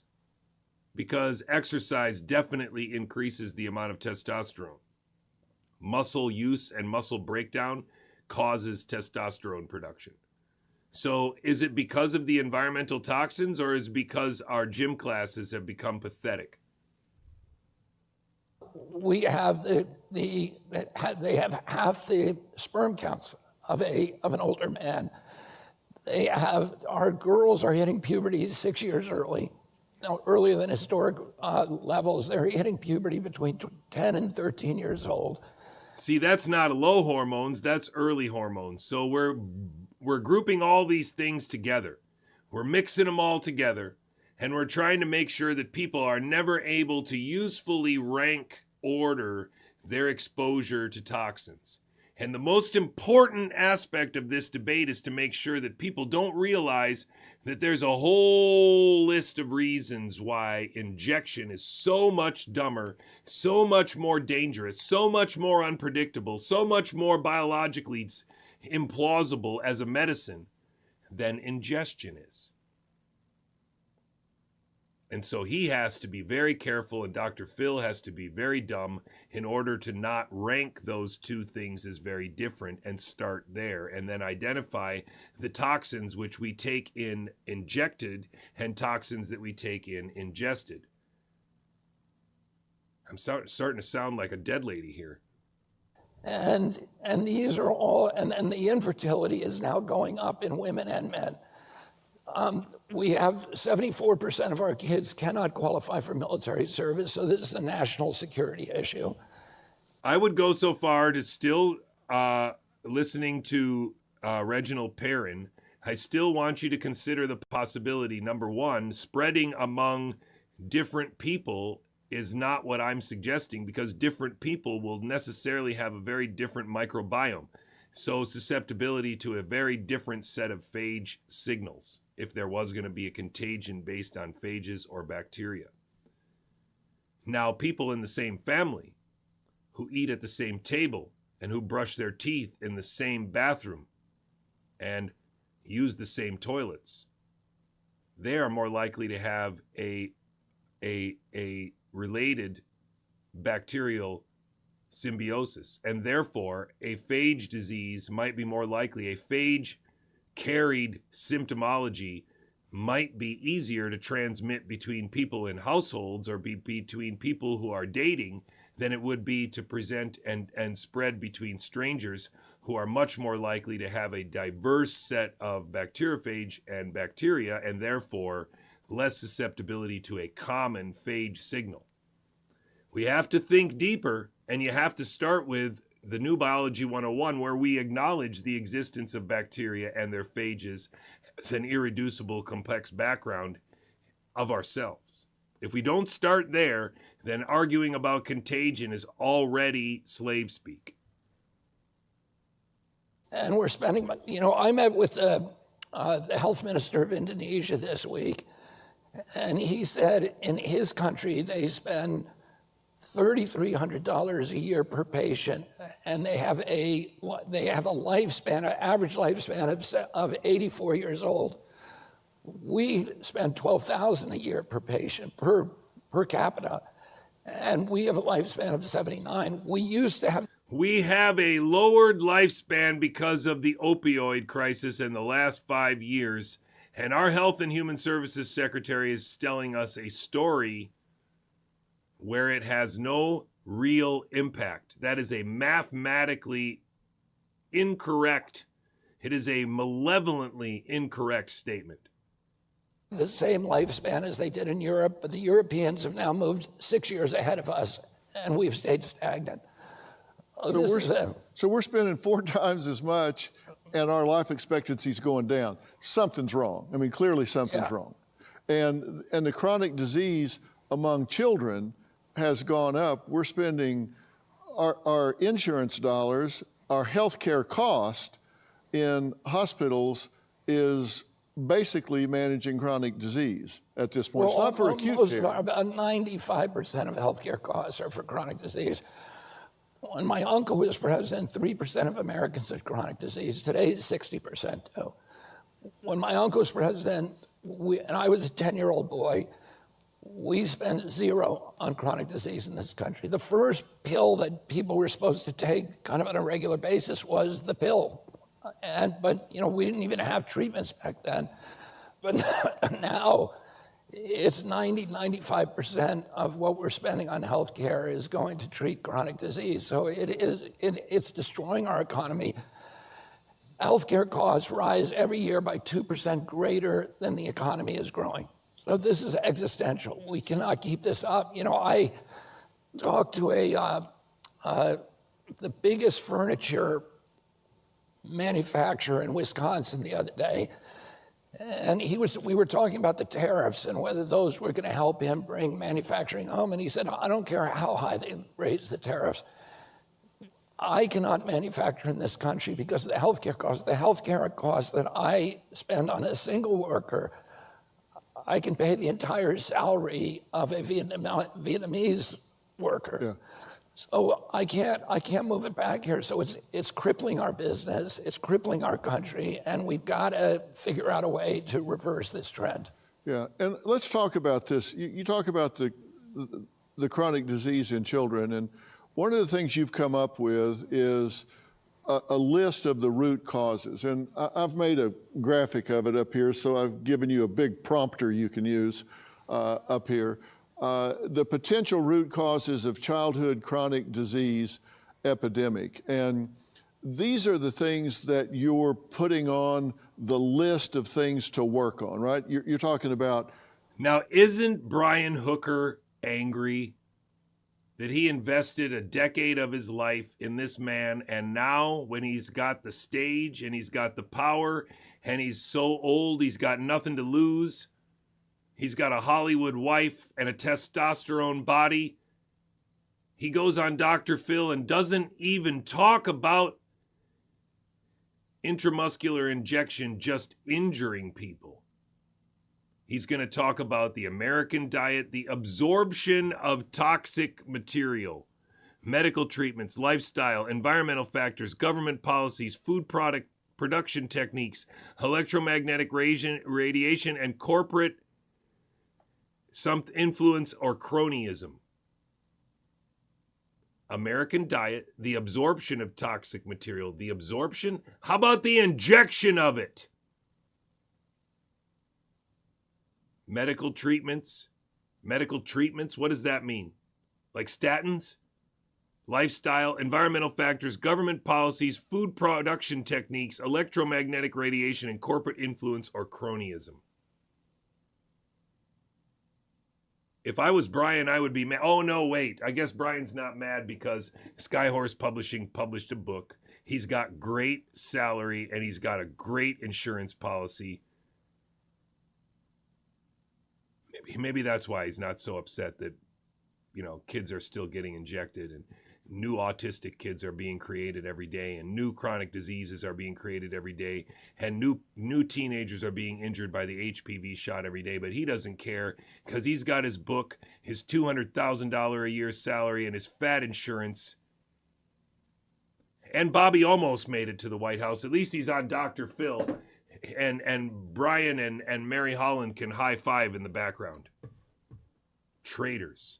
Diet, absorption of toxic materials, medical treatments, lifestyle, environmental factors, government policies, food production techniques, electromagnetic radiation, and corporate influence, and cronyism. Talk about some of these things that this is where this is all coming from. No prioritization at all. When he already knew from Brandy Vaughn and already knew from me that there is a huge difference between injection and ingestion. And injection is actually just dumb. There is no justification for injecting intramuscularly a combination of substances and calling that medicine. It is just an illusion of consensus among a bunch of really bad people.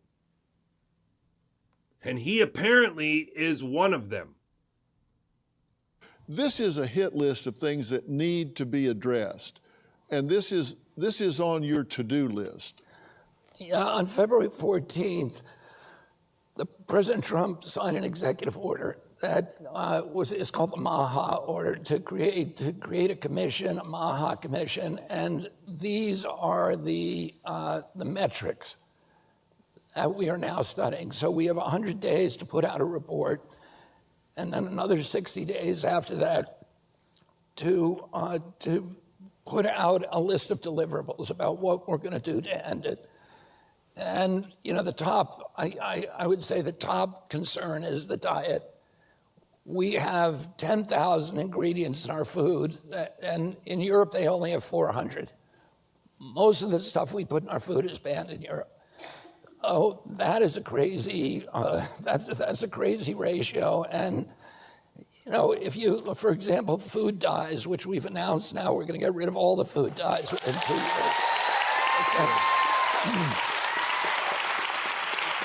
Let me put it this way: the petroleum-based synthetic dyes. We can use vegetable dyes. That's what they use in Canada. That's what they use in Europe.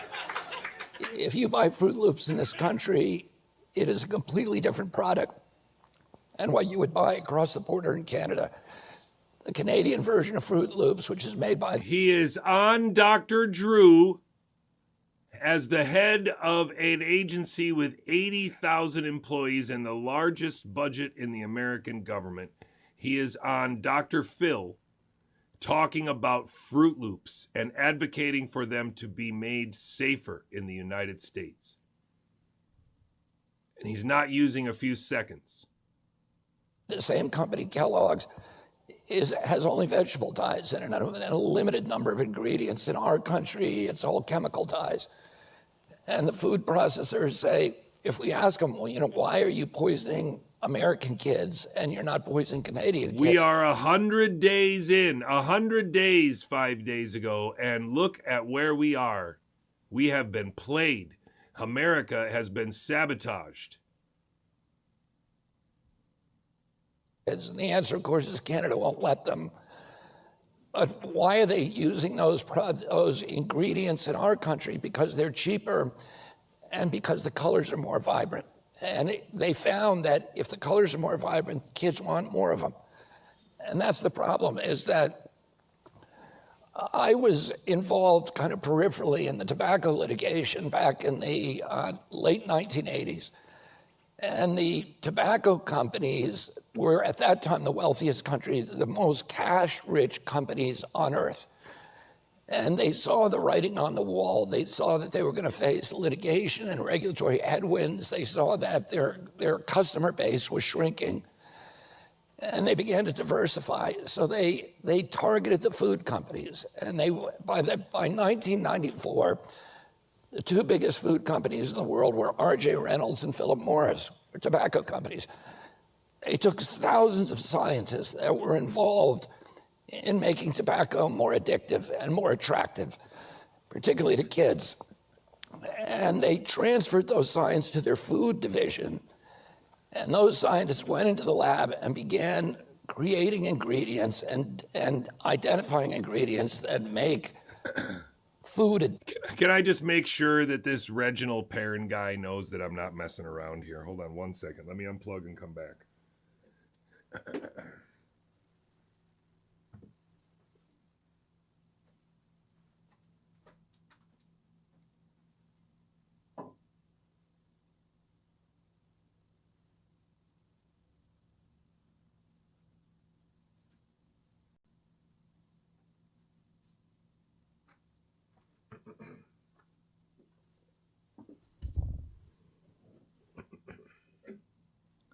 Now, I'm not arguing with you. I'm not saying you're wrong or you're right about influenza. I'm saying that I have a book here that's called Virus Diseases, and I just want to show you what is the book, okay?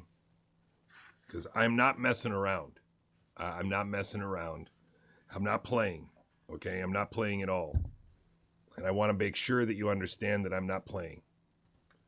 Virus Diseases by members of the Rockefeller Institute for Medical Research, including Richard E. Shope, MD, and this is from 1943. So if you haven't read this book, then just know, sorry, woo, I'm a little tiny guy. If you haven't read this book, then know that I'm doing my homework, okay? I'm not going to put all kinds of stuff out there when I don't know the answers. And I think a lot of people before me have been scripted to put stuff out there with a great deal of certainty to try and dismiss a lot of biological ideas that are probably a little more subtle or nuanced in order to completely disarm our children. And it's really important to understand that. We cannot accept any oversimplified answer for what's going on here, unless it's as simple as saying they're murdering and lying to people. That's fine. But we have to be very, very careful.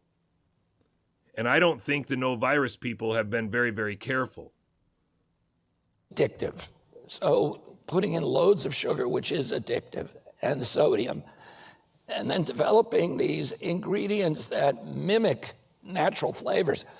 So they'll mimic a strawberry flavor, for example, and you're hungry for strawberries, and you can smell and taste this ingredient, but it has no nutrients in it. When you eat a strawberry, oh, sorry. Does it seem as though his phone is going off making duck noises right now, so he's going to apologize for it? Does it seem like his priority is food? Or his priority is the mercury in the environment? Because he spent years of his life removing mercury from the environment, getting mercury out of the water. And then he found out that people were getting mercury injected into them. And then it was so important that he decided to change the name of the World Mercury Project to Children's Health Defense. And now we're here talking about Fruit Loops and petroleum-based dyes. That's not even a suitable word. It should really be. Stop lying! It is impossible that we are here right now by accident. This is malevolence. Intramuscular injection is dumb. And we're arguing about Fruit Loops. I duck.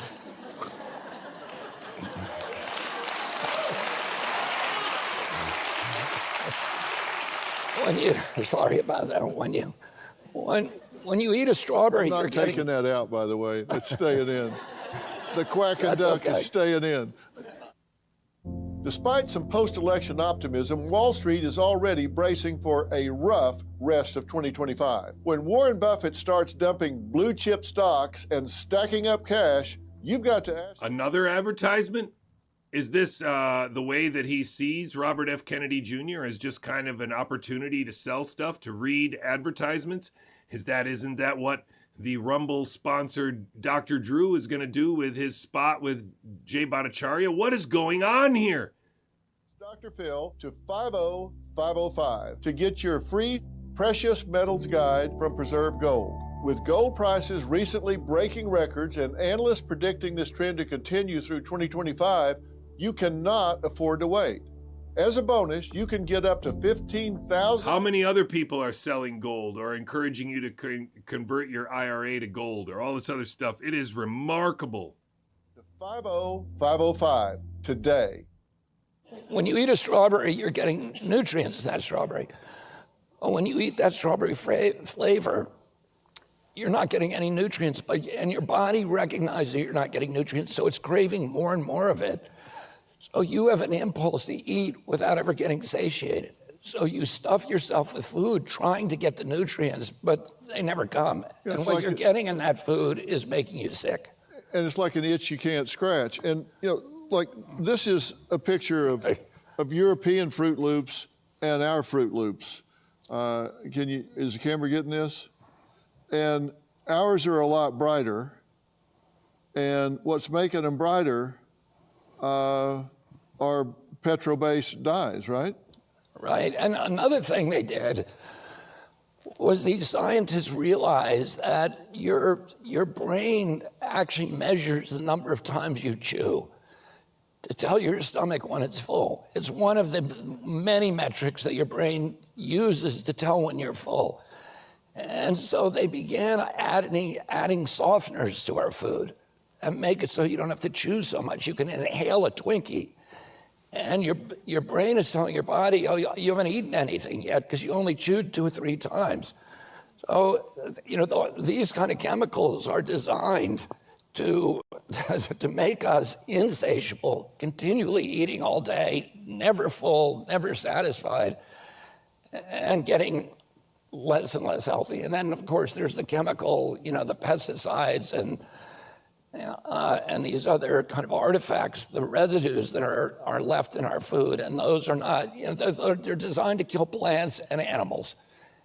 And we're an animal, and our microbiome is filled with plants. So, we're literally eating poison. Yeah.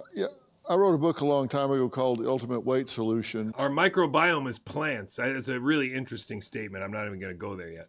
Which was not a diet. It was talking about how we eat and interact with food.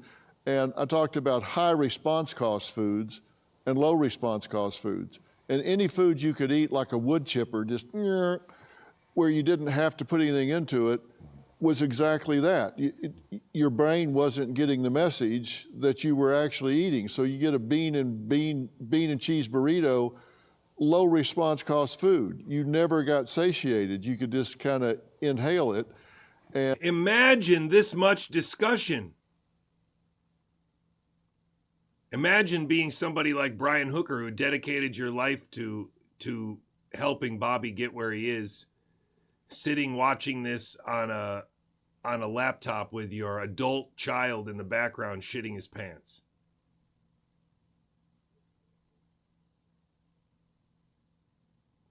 I mean, what's going on here?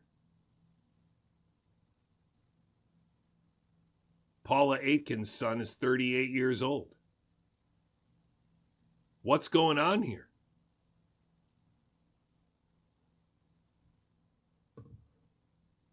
And it doesn't give your brain the message, and the same that's is a problem. True of sugar. If you have granulated sugar,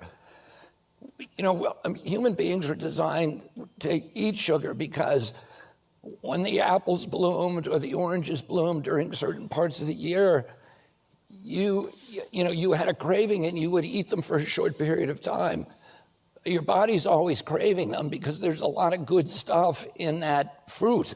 There's fiber and there's vitamins, etc. If you're eating granulated sugar, your body is craving it, but your stomach is and your mind are telling your body, oh, you haven't really eaten anything because you haven't had to chew the apple, you haven't had to, there's no effort in it. And so we can eat unlimited amounts. Of course, sugar is like crack. It's poison, and it feeds tumors. It destroys your brain. It destroys all of your organs. And we are programmed to eat it every minute of the day, from advertising to it's in everything that we eat. Yeah, I looked this up. In 1800, the average person had 18 pounds of sugar a year. In 1900, 90 pounds of sugar a year. In 2000, I missed that indeed.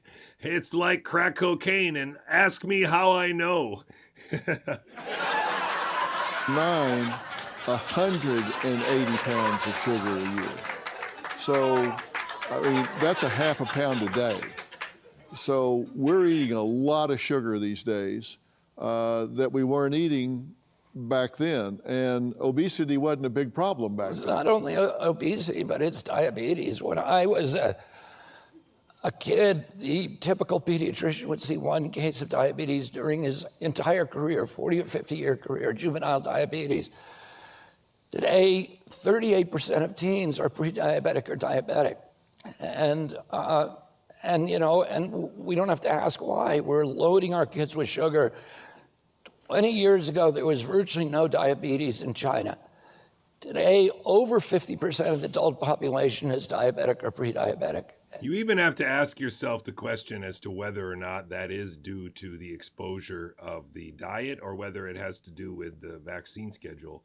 And you have to ask yourself that in the context of the difference between the prevalence of diabetes in other countries with a much less strict and later applied and much lower dose schedule than America. But here, he's presenting an absolute certainty that we can explain a lot of these chronic disease problems with getting rid of dyes and what we put in our mouths.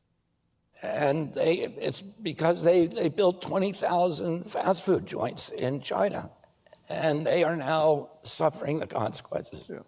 Now, the things that we're talking about, these are not things that are challenging to follow, right? I mean, you get, this makes common sense. So why do you think people are so threatened by what you're doing? It can't be just the confusion about vaccination, because you don't have to go very far to find legacy media that either won't talk to you or labels you as some kind of conspiracy crazy nutball. Why do you think people are so threatened by the message that you are delivering? Because you're saying this isn't you coming up with what you're going to do and what you think should be done. You have a solid commitment to gold standard science, empirical science that's not corporate captured, that is truly empirical, replicable science with good methodology, good sample sizes. And what you're talking about here is irrefutable. These are facts. Why do you think people are so threatened by your message? Well, I don't think it's a mystery. The industries that profit from these products are very powerful industries. And they're industries that not only control Congress, the pharmaceutical industry has, I think, 2 or 3 lobbyists for every member of Congress and the Senate. And the processed food industry is also very, very powerful, and they're both huge advertisers on the media. Roger Ailes, who was the founder of Fox News, and I had this strange relationship with Roger Ailes because when I was 19 years old, I spent 3 months in a tent with him in Africa. At one point in time said that this was Jeffrey Sachs. And so I correct myself now and realize that it was Roger Ailes. But that's an interesting guy to spend 3 months in a tent with. Doing a film over there, and we became good friends. And although we were politically antithetical, he was a very smart guy, very funny, very, very funny. I knew Roger well. And he was also a very, very loyal friend. And for years, he would make Fox News host, the show hosts like Sean Hannity and Neil Cavuto and Bill O'Reilly and all the others put me on to talk about the environment, even though he didn't agree with anything I was saying. And then I went to him in 2014 because we had just done a documentary film on thimerosal and vaccines. And he had a family member who'd been affected. And he said, there's nothing I'd rather do. I believe everything in this film. There's nothing I'd rather do than put this on. But if any of my hosts allowed you on to talk about this issue, I would have to fire them. And if I didn't fire them, I would hear from Rupert, meaning Rupert Murdoch, within 10 minutes. The reason for that, he said, is 75% of his advertising revenues on the evening news shows were coming from pharmaceutical companies. He told me at that time, I don't know if this is still true, but that typically on an evening news show, there's 22 advertisements, and 17 of those are pharmaceutical ads. The pharmaceutical companies really like evening news because only old people watch the news. On TV, I have a 28-year-old kid, and I said, have you ever seen an evening news show? And he said, no. He's very well informed, but he gets it from other sources. And so they're advertising to people who are the biggest buyers, purchasers of pharmaceutical products, but they're using that leverage.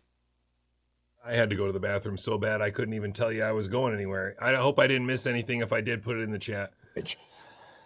To get control, not only to advertise their products, but to get control of content. So, Anderson Cooper gets a salary of something like $20 million a year, but probably 75% of that is coming indirectly through pharmaceutical companies.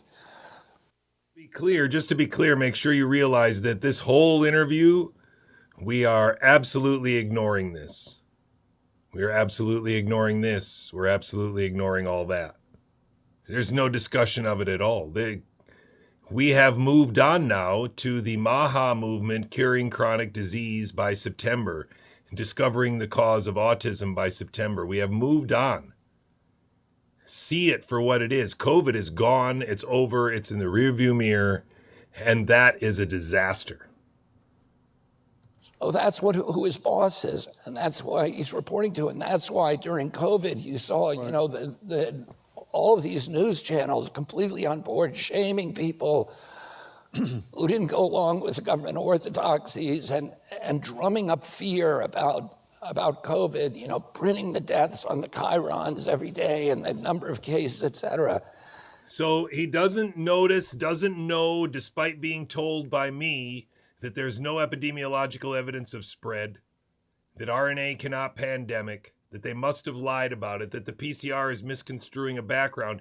He won't tell you any of that. Instead, he's stuck exactly to the Peter Daszak, Tony Fauci narrative that in a few more weeks, with the help of Jay Bhattacharya and Tulsi Gabbard, will be a confirmation by HHS that it was indeed a lab leak and that maybe we need to indict Fauci after all.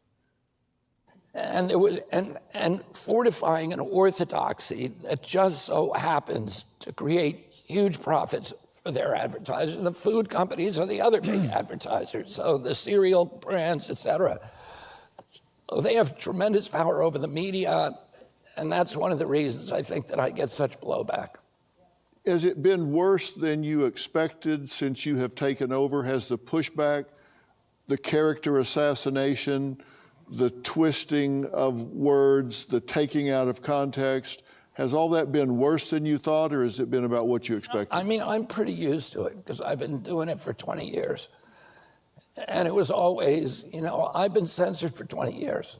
So, and during COVID, I was surprised because they removed me from Instagram. And they said it was because I was passing misinformation.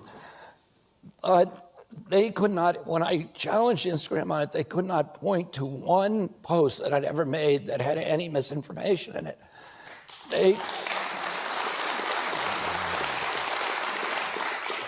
I was always very careful about what I posted because I knew, I was used to being challenged, so I didn't want to put something up there that was wrong.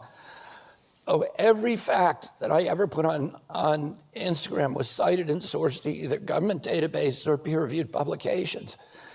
And I had a fact-checking operation like I think no other in America. We had 350 MD physicians and PhD scientists on our advisory board, including the Nobel laureate Luc Montagnier, who was the guy who got the Nobel Prize for discovering the HIV virus.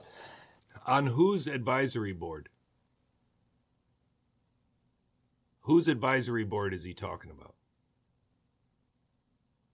Because when I was a staff scientist under Brian Hooker, I understood the advisory board to be a pretty small number of MDs that included Merrill Nass and somebody that by the name of Mumper, who's given a presentation for CHD about how we should have vaccines that are based on your genetic background.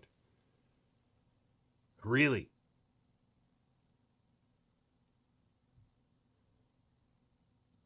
And those people would not have stayed with me for a second if I was posting irresponsibly. So, you know, in fact, when we got, you know, I sued them on this. I sued the Biden administration, and I won that lawsuit. And what we found through discovery was that 37 hours after President Biden took the oath of office, swearing to uphold the Constitution, he appointed a group in the White House to censor me and other people.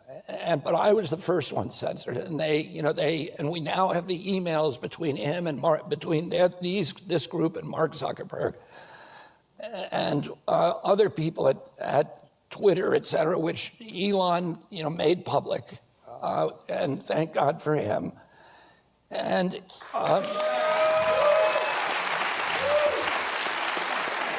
I don't think we'd have free speech in this country if it wasn't for Elon Musk, because he opened up Twitter and he allowed people to see what was actually happening. Yeah.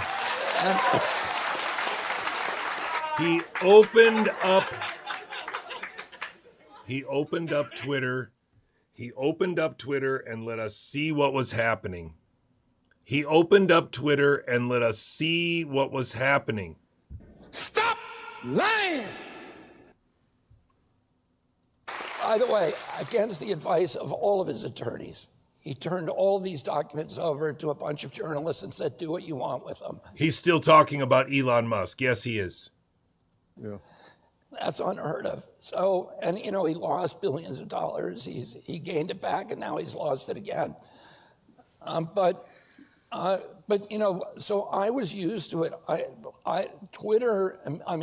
Instagram immediately canceled me, took me off. I lost 1 million followers. And for a year, they would not even explain it. And ultimately, we were able to talk to them. And and when President Trump came in, they put me back up again. Yeah, it's about time. All right, we're going to take a quick break. But don't go far, because tonight's town hall meeting will have limited commercial breaks, thanks to our main sponsor, Sambrosia Night Syrup. Sambrosia is committed to America's health through its safe and effective... He's reading this in the presence of the Health and Human Services Secretary now. We'll be right back with more of our conversation, and our audience is going to start getting involved because this is a town hall, not just a show, after the break. Welcome back to our special town hall tonight, RFK Jr., the first 100 days. Robert Kennedy Jr. is the Secretary of Health and Human Services. We're talking about the first 100 days. We're going to involve the audience here in just a bit and let all of you here ask questions and give comments. There's been a lot of It's interesting that you say Matt Taibbi was there to observe the event as the USSR folded. Mary Holland also did 3 years in Russia at some point. I don't know exactly when. Conversation recently about whether to get vaccinated in general. At the same time, we have a measles outbreak. Tell us what we need to know about the measles outbreak that's going on right now. Is this any more than we've had in previous years? Is it about the same? Where are we? This is the second biggest outbreak since 2000. So the biggest outbreak, which is about 1,200 cases, was in 2019. We have now, I think of this morning, about 847 cases in our country. We have 3 deaths. We've had, I think, a total of 4 deaths from measles since 2020, or since 2000, sorry. I would say that we're doing well. If you look at Canada, they have roughly the same number of measles cases, but they have 1/8 of our population. Europe has 10 times the amount of measles cases that we have. They've got about 7,000. Last year, Europe had an outbreak of 127,037 deaths. One of the, the MMR vaccine, the measles vaccine, pretty much for a time ended measles cases. But the vaccine wanes, and also a lot of people don't get vaccinated. And the outbreaks are mainly taking place in unvaccinated communities, but there's also some vaccinated people that get sick. The vaccine wanes about a little over 4% per year. Mm-hmm. That means a lot of older people are walking around with very little protection, if any protection. And here is where the management of the population pyramid problem comes in, because now, of course, we have the excuse to test old people for their vulnerability. And if they should not happen to show up as the vulnerability that we want, we can just justify giving them a booster, which will most likely reduce their lifespan and make it easier for them to die quick. Same thing with the shingles and the pneumonia and the flu. This is just another story. And he's on script because he's been given it. This is gross. You should be very angry. And that, there's the most famous infectious disease, the number one infectious disease expert in the world in 1963 when they put in this vaccine. If you don't believe me, I'm just going to show you because I have another video that will show it to you. Right now, the U.S. is dangerously close to reaching its 900th measles case as the virus continues to spread. 2 children have died in Texas. Our Erica Edwards asked the CDC's deputy director about that in an exclusive interview. You've spent a good amount of time here. What are you seeing on the ground right now related to the measles outbreak and the response? Well, number one, I can say that people here love their children. In Gaines County, there is a real desire to bring this to an end, to make sure that no more children die, and that we're able to control the outbreak of measles. MSNBC medical contributor Dr. Vin Gupta is here with me, and back with me, MSNBC political analyst Donna Edwards. It's always good to have you here. So 663 confirmed cases now just in Texas of measles. A local paper in Lubbock, and that's where the outbreak started, says the latest case involves an infected person on a college campus. At this point, how worried should we be? Well, this is going to get worse. Look at that background. Clearly. For sure. Absolutely. So I think we're all, nothing's a guarantee, but in terms of expectations of what we should be prepared for, every state official, Department of Health official in these states needs to be prepared for greater public awareness campaigns on staying home if you have symptoms concerning for measles, because of course, there's an incubation period between exposure and actually testing positive. It can be up to a week potentially. And so being aware of your symptoms, staying at home if you're developing symptoms that are consistent with measles is critical. Also developing an understanding of when to get tested. And they repeated that. Emphasizing, because we just saw the FDA commissioner about a week ago say on national TV, or refuse to say on national TV, that the best way to protect yourself is through vaccination, and to hammer home that message to parents. He missed an opportunity to do that, and so we have to emphasize it. Now, don't forget that the FDA director is a surgeon, so there is no chance that this guy is going to reevaluate the PCR as a proven diagnostic, and in fact, it's going to play a role in this show. I'm sure of it. Yeah, there was an expansion in Virginia of a warning on areas exposed to a child with measles. And as we see this continue to grow, can we remind people why the concern is so great and how easily this can spread? Well, yeah, first of all, this is probably one of the most contagious, just infectious diseases on the planet, number one.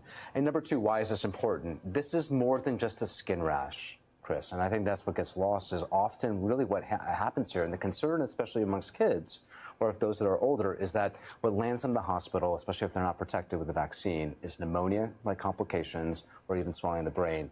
And that's not just an abstract thought. That's up to 25% of people unvaccinated and exposed. So this is a serious illness, incredibly contagious. One person infected in, say, a college dorm room can infect 9 other people around them within just a matter of minutes. So, Donna, the Texas Tribune is reporting a statement from HHS Secretary RFK Jr. about kids who get measles. Quote, "Every child who gets measles gets a headline," Kennedy said during the visit alongside Agriculture Secretary Brooke Rollins. "When I was a kid, there were 2 million measles cases a year, and nobody wrote about them." What do you make of that from the top health official? Well, I think it's just highly irresponsible. When he was a kid, I was also a kid, and the United States was engaged in a very rapid school-by-school, community-by-community vaccination program, which resulted in many years of very, very few measles cases in this country. And so it's so irresponsible. And, you know, what he puts out is that, you know, parents should educate themselves. Well, the internet is filled with disinformation about the way measles spread and the impact of vaccines. And so it's actually his message coming from HHS is saying that the federal government doesn't believe that this is a problem. And that's a really bad message to send to parents and communities. And after all, shouldn't 2 deaths of children be a headline? I want to ask you about one other thing, Doctor, because there's new guidance from Harvard about a booster shot for adults when it comes to measles. What do people out there watching need to know? Number one, if you do not know your measles vaccine status, which tends to actually be more people than you think, and you're worried, just get a booster shot. It can't hurt you? It can't hurt you. Because I keep hearing this number like 1957, 1958. What's... You know, I think part of the problem with our health it can't hurt you. Complicated, and I think we're overcomplicating it. So if you don't know and you were born before 1957, get a booster shot. They are telling old people, if you don't know, to get a booster shot, to take an intramuscular injection of a combination of substances intending to augment your immune system when you might not need it. Because nobody needs intramuscular injection of any combination of substances like that. Nobody needs a baseball bat to the head. Holy shit. Vaccine status, regardless of your age, you can get a booster shot. There is this concern here that if you got the measles vaccine, say, between 1958 and 1989, was that an effective vaccine? If that's you, there's and you don't have titers, because many of us have titers proving immunity. If you're concerned and you know that you have many of us prove your immunity by getting. Many of us have titers which prove our immunity. Stop lying! Stop lying! Just a simple blood test the next time you're seeing your doctor. If you don't want to hassle with that, you can get a booster shot. And so really the bottom line here is if you're worried at all about your protection, if you have an underlying chronic illness or you just don't remember, or you're worried. The test to prove your immunity is a hassle. If you don't want to go through the hassle of testing to prove your immunity, just get a booster. Stop lying! Wow. Wow. I know it's MSNBC garbage, but people watch it. And the people who take booster shots are the ones that watch it. They are the ones that need the active management.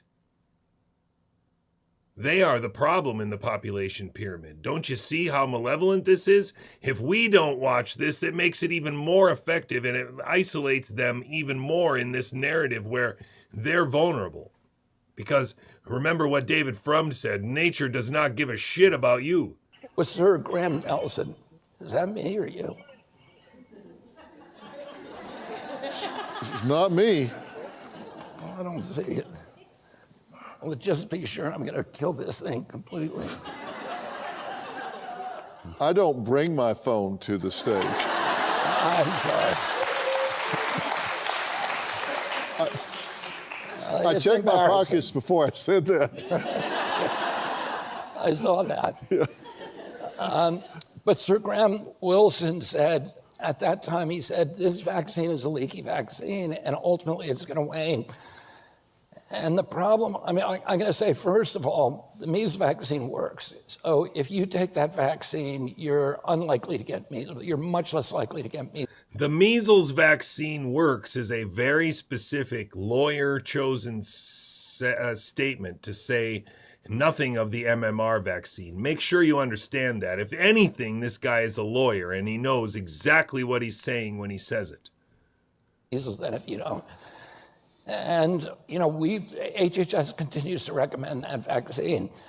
But there are problems with the vaccine. And, the problem is really with the mumps portion of the vaccine and the combination. And it was never safety tested. That combination was never safety tested. And people just assume that, if the 3 separate vaccines were safe, and when you combine them, they would also be safe. But we now know. So now he just said that the 3 vaccines, the measles, the mumps, and the rubella vaccine were safe, but now they put them in the same vaccine. Do you see? It's really bad, ladies and gentlemen. These people are not playing for our team. They are just reading the script they are given, and the script is becoming very malevolent because the truth is getting out. There's some viral interference. And the combination vaccines seem to be... He also said viral interference there, which is just appalling. Linked to a lot of adverse events that they were not getting from the separate vaccine. So the mumps part of the vaccine was... That is the exact Andrew Wakefield bullshit story that we heard 20 years ago already. Wow. It has never worked. It was actually Merck, which made the vaccine, was sued recently in a whistleblower case by the lab technician who was ordered to commit fraud. His name is John Kraling. And that case was thrown out on a technicality, but we learned a lot about that vaccine that is disturbing. And what we're seeing is we're seeing a lot of mumps cases in older people, which would be a paradoxical effect of the vaccine because the childhood mumps is usually a benign disease.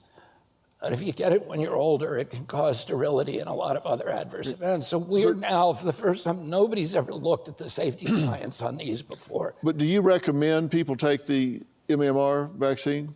We are recommending that at this point, but we're also doing studies on it. Okay, you're checking it out, but... After 20 years, after having cracked the code, thanks to Heather Frazier, on the peanut allergy epidemic, and what he lists in the foreword of this book, and its 3rd printing by the organization called Skyhorse Publishing, he lists autism, ADD, ADHD, SIDS, OCD, ASD, narcolepsy, sleep and seizure disorders, neurodevelopmental delays, autoimmune diseases, and tics, all to the vaccine schedule. And 10 years later now, 8 years later, after a pandemic of lies and murder, that's where we are. He's going to look into it. He's going to figure it out. We're recommending it for now, but we're also going to look into it because maybe one of these M's or R's or D's or P's is actually causing, maybe it's the mercury. For the meantime, you tell people... What we're saying is, if you want to avoid measles, and if you want to avoid spreading measles, the best thing you can do is take that vaccine. All right, and you are reforming the current vaccine adverse event reporting system. So what you're saying is... He's reforming the vaccine adverse reporting system. Adverse event reporting system, the one that Jessica Rose has been playing the role of Epi-Girl from the SPARS document talking about for 5.5 years straight. I've got to quit. This is 2 hours and 20 minutes. I could go on for the whole show because it just gets worse. But please understand that we are in trouble in America.